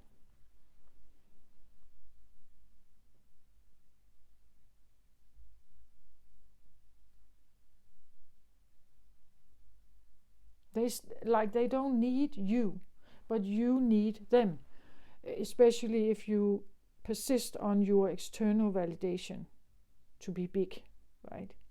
Or to have power in some way.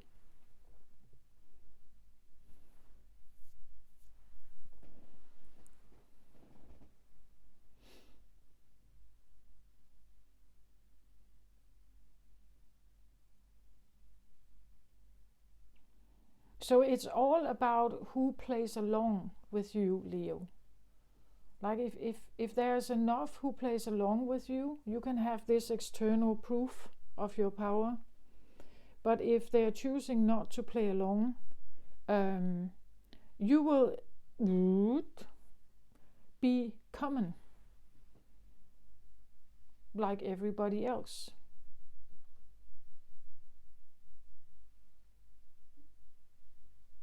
You need others to hear you, applaud you, follow you. Otherwise, and you just see it's that's exactly what this is. This is just internal. Like you need an external source that gives you that. Here it is internal. As I said, support, validation, appreciation, cheerleading. It's all internal. Where for you it may be external.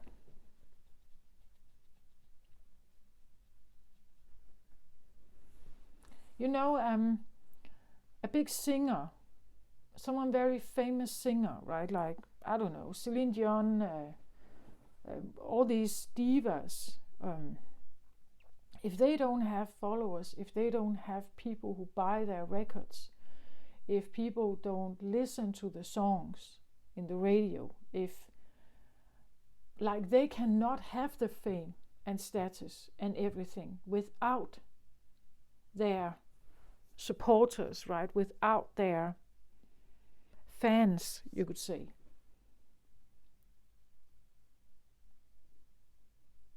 They are the ones buying the music. They are the ones that support Celine Dion's lifestyle, for instance, when she was alive, right?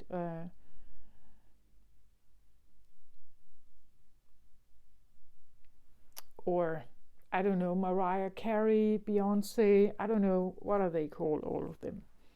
Whitney Houston, all these great singers, right? That they can only have that fame and status and all these those photo shoots and videos and all this stuff, commercial stuff. All of this is only a reality because someone is following. Someone sees their value. Someone acknowledges their value. It's an external validation of what they are. Here it's just internal. So we don't need this stuff. We don't need all the videos and all the camera and all the spotlight and all the Facebook and all the Instagram and all the big concerts and everything. We don't need that.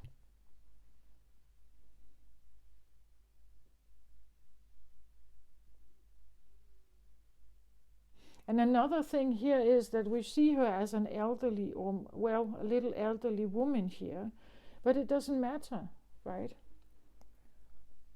The aging, it doesn't matter. The sanctuary is still within. It's intact. It doesn't need plastic surgery. It doesn't need to look fit. It doesn't need hours in the gym. It doesn't need that.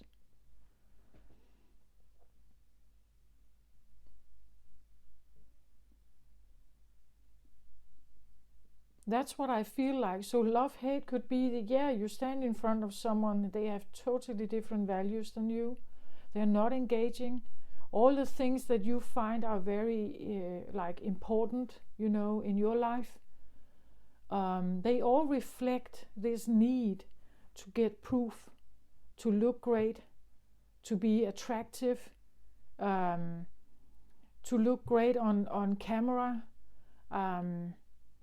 The training in the gym, the way you eat, perhaps diet, your achievements at work, the way you, all this that is very directed to the outside validation somehow. And it pays off, right? You have probably gotten the fame. You have probably, established yourself as someone very, very strong and very powerful, and you are a great leader. And normally Leo actually can be very generous, but it's because they have wealth.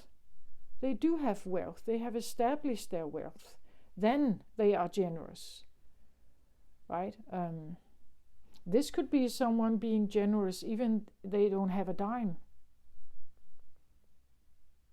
Because what the wealth that they have is a different kind, right?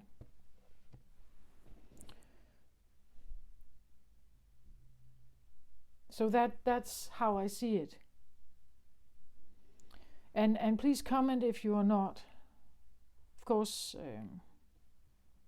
if you are not agreeing with me, I would like to know what you think.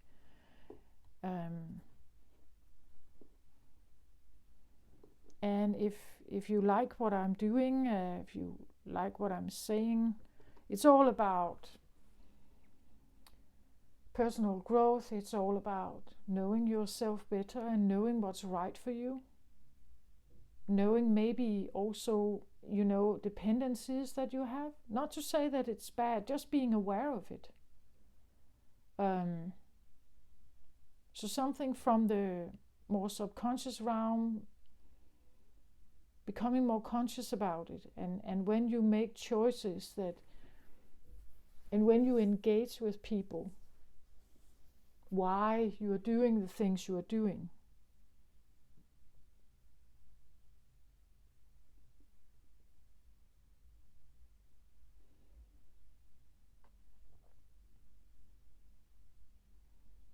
So in this case, I just feel like I'm telling you, Leo, that if you have come to a point where you feel like your strength is weakening, you see yourself being in competition with other young Leos, right? You see yourself being less popular, or that you don't have so much power or muscle strength anymore to uphold all the proof, to maintain this proof setting, the business or something. You don't have that anymore. I'm just telling you that there is a different way, right? But you have to maybe think about why these external validations are so important. And maybe also appreciate them, right? Appreciate that there has been all these people around you all these years that have been helping you being in this position, making you feel special in this position. because it's not a given. It's not a given. Those who are here, who follow and are fans and are not like you, they are important people. Like if they were not here, you could not be here.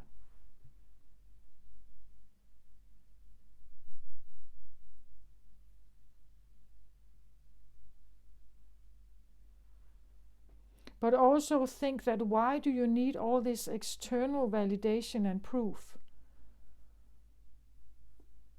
Like, is that the only success criteria? That there must be another way, right?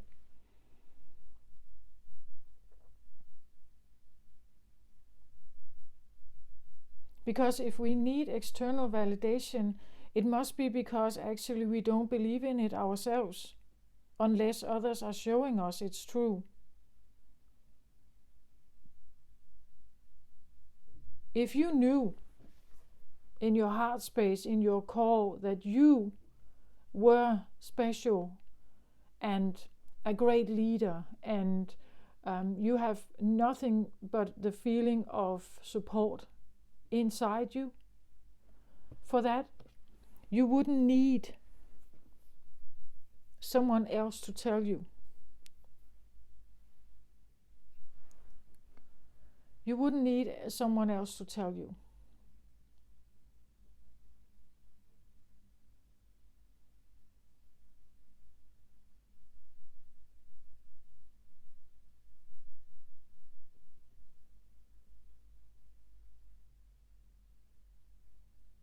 I do generally believe that there is also with the zodiac signs, that there are definitely signs that are more prone to leadership, and signs that are more what we call mutual or mutable signs that are more flexible, and it means that they can be more of a follower kind of. They're more flexible to what's going on, and so something is very fixed in its setting, very stubborn. And then there are signs that could be more leader oriented. But it's the way you lead then. Right? And it's if you know, like, do you know you are a leader? And do you need external validation to have that proof?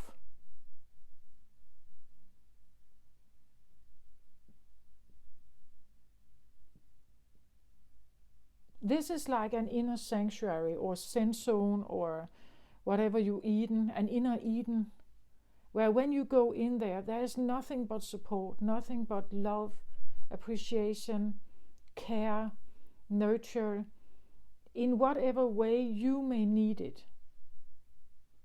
Because again, the checklist for a fire sign of blessings here is maybe one thing, and for maybe an air sign or a water sign, the checklist would be different. They're looking for different things. In the Eden, in the Zen zone, in the sanctuary. So you could start by thinking about that. If you had a place you could go where everything would be available, like the top of the top, that would make you feel like a king, right? Like a true king. What would be present there? Like, what would that realm look like?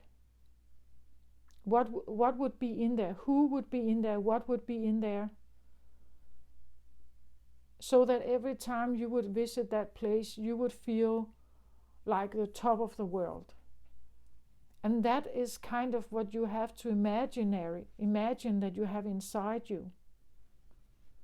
That there is this place you can go, and whenever you go in there, this is where things feels like home. This is where you are most appreciated, most loved, most adored, most whatever.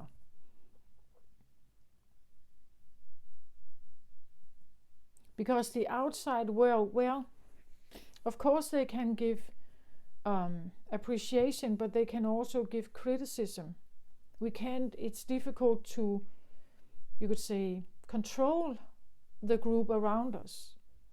When you get a wrinkle or two, suddenly the media is over it, right? If you lose a battle, suddenly the media is over it, calling you a loser, right? And this is because we can't control the outside reaction. But if it's internal, you can design it exactly how you want it to be in you. And from that place, you design it exactly. Wallpaper, color, warmth, temperature, bourbon, whatever you want it to be in there. You can put everything in there that every time you enter this room, you just know this is my space in here. I have everything in here oozes of support to me, right? It gives me so much confidence. It gives me so much relaxation. I just know exactly that I'm taken so well care of in here. There is nothing but support and appreciation here, and that is the place I go to. That is my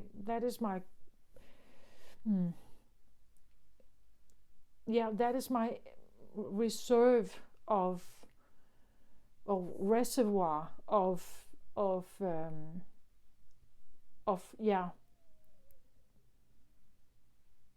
life force energy, it says, right? It's a reservoir of the fire you need.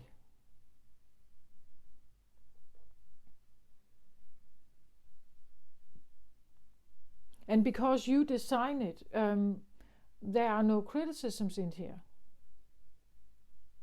And therefore it doesn't matter if you get elderly or you get older or you get a wrinkle or something. It doesn't matter.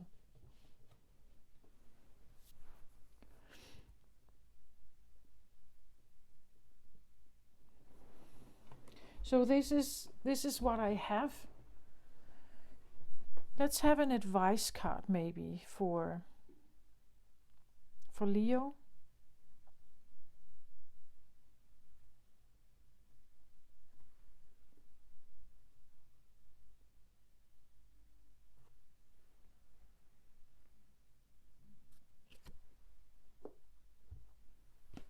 So I get the Page of Cups here. It's a bit the same. I said it was watery energy here. Page of Ariel, Page of Cups here. So we have a double, and that's what it is. Like fill up your cup here, or your sanctuary, or as I said, it's like filling up a place in yourself with all the things that you care about, all the things that makes you feel good, makes you feel balanced, make you feel self-reliant, makes you feel successful perhaps, or supported and everything. It's surround yourself with, create that world for yourself here.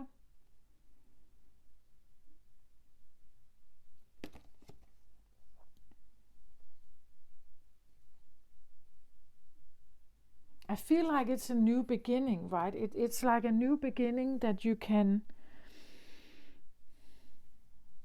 I said in the new moon reading, I talked something about, because she was actually, one of the cards were actually also carrying a bit of like a ball like that with blessings in it, something that she considered to be blessings, something she was holding on to, something that was important to her. But then I was told that she was kind of supposed to just tip it over and let it flow out. And then she would have an empty bowl, right? And that bowl, she could now put in new stuff that actually matters, that are actually important, that are actually, as I said, you could take all the things you have been holding on to as blessings, like let's say fitness training, checking your status on Facebook, fashion clothes, gym subscription, things like that. You could take it and just shove it out. And what you could actually put in now instead is the inner sanctuary.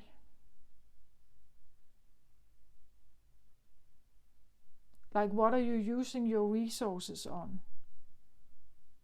Right? That it becomes more of an internal, he holds it close to his heart here. He's not holding it out like this, right? He holds it more close to his heart, and he fills it up with things that actually matter.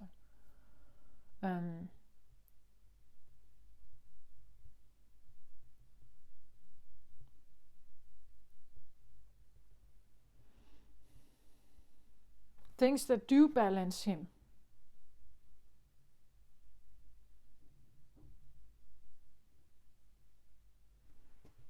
I'm not saying what you should do, right? I never want to do that. I'm saying that if you are fed up with a life where you have to maintain an outside validation, and you're struggling to keep your strength up, you're struggling to be on top, you find yourself lose power or lose strength or lose authority, it could be because there are others that wants to take over. There are other Leos around you. There are others who are battling the field. And then in the midst you could have someone here who doesn't care about your advice, who doesn't care about your agenda, who doesn't care about your checklist, who sees all your, you could say, blessings in the ball, who sees all your blessings that you have here, all the things that you normally care about, you find them important. Like they see them as obsolete, they see them as old-fashioned, they see them as not usable or useless. They don't listen. So what to do with all of them? If nobody wants to listen, if nobody cares, if nobody sees the value of it.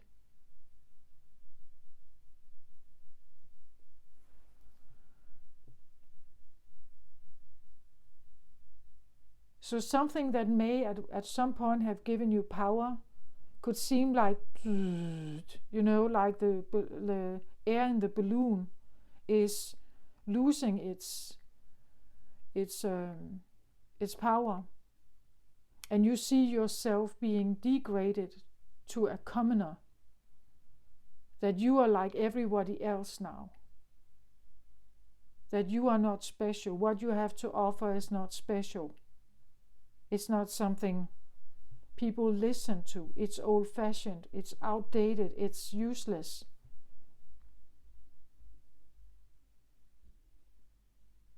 And for a Leo who has had power, I think it probably feels like a loss,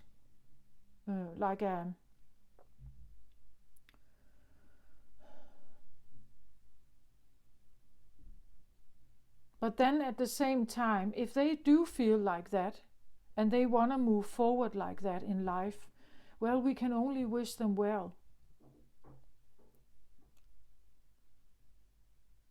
Because they do seem very stable, they do seem very balanced. And maybe it's an inspiration to you, right? That maybe you want some of this yourself. And then the advice is this: be the Page of Cups. Investigate like a child what actually nourishes you, what actually is kind to yourself, what is actually some of the things that people do to maintain power is not very self-loving. It's work, it's maintenance, but it's not very self-loving. And this could be also what this is, that maybe think about what actually is caring for yourself.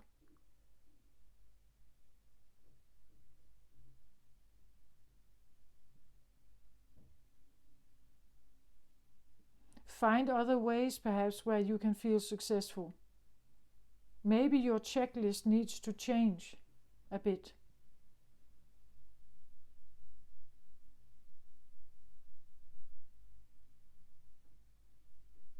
That the same checklist you had when you were 25 can maybe not be the same when you're 60.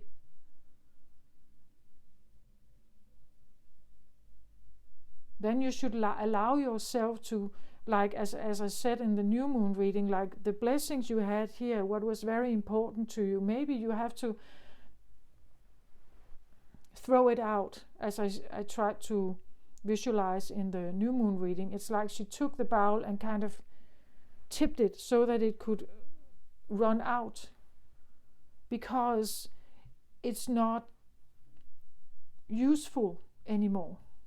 All those criterias when you are 25 is maybe not useful if you're 60. Maybe you need to start again and fill up the bowl here, fill up your cup with something that is a sanctuary now, that is helpful for you now. And all the previous stuff is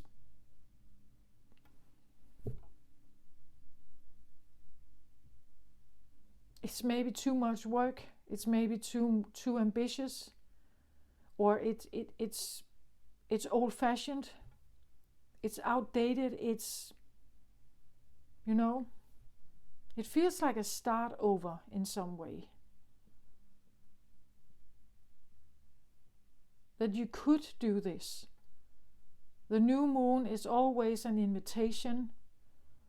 Some people will stay with their normal desires, but there is an invitation here to, maybe you should just take some of all this you have kept like blessings, like you have really considered these extremely important in your life.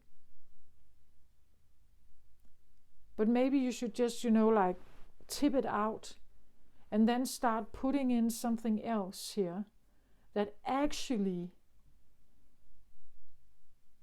fits the situation, fits your current, age maybe, fits your current life or lifestyle, and maybe the power you were seeking, maybe this idea of being special and being one of a kind and being someone people looked up to and all of this stuff, maybe you also have to look at that. Also some of the things you did here, some of the choices you've made, right? Some of the choices you've made, some of the decisions you've made, some of the investments you made, maybe they don't matter anymore. Maybe they were really not good decisions, but it made you stay on the top. But they may not have been good decisions or kind or caring even decisions.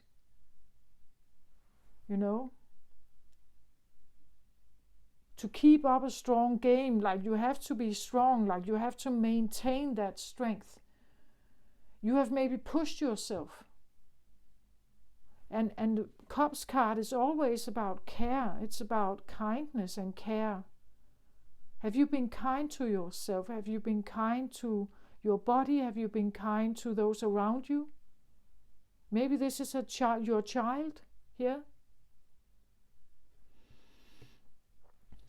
Have you prioritized work and maybe outside appearance, like going to the gym, running, being very fit? Have you prioritized that more than being with your family and your children? And there is an invitation here to look at this.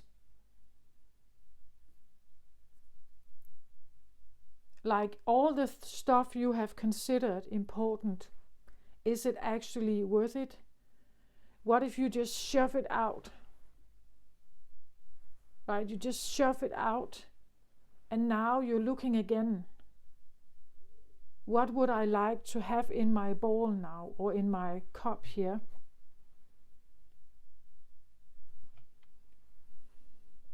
What is balanced? What is a good, clever choice, perhaps? What makes me feel more self-reliant? Even as maybe an elderly person, maybe you have trouble walking or something, or you have been in an injury.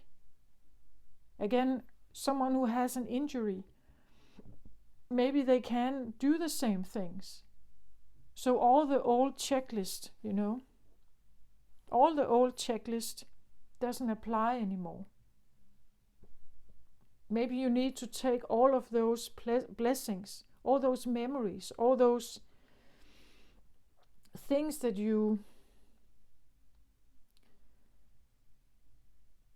maybe you just need to shove them out the window, and then you look again. You have the frame now. As I talked about in the new moon reading, it's like she was holding the frame. She holds the cup here, but she's now deciding what's going in it. What is supposed to be your new important? Like what is supposed to be, what is the criteria for coming into the cup now? What is the criteria of important for you?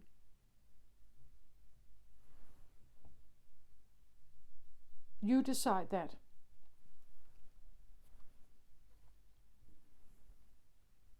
This is what I have for you, Leo. I hope this helped somehow.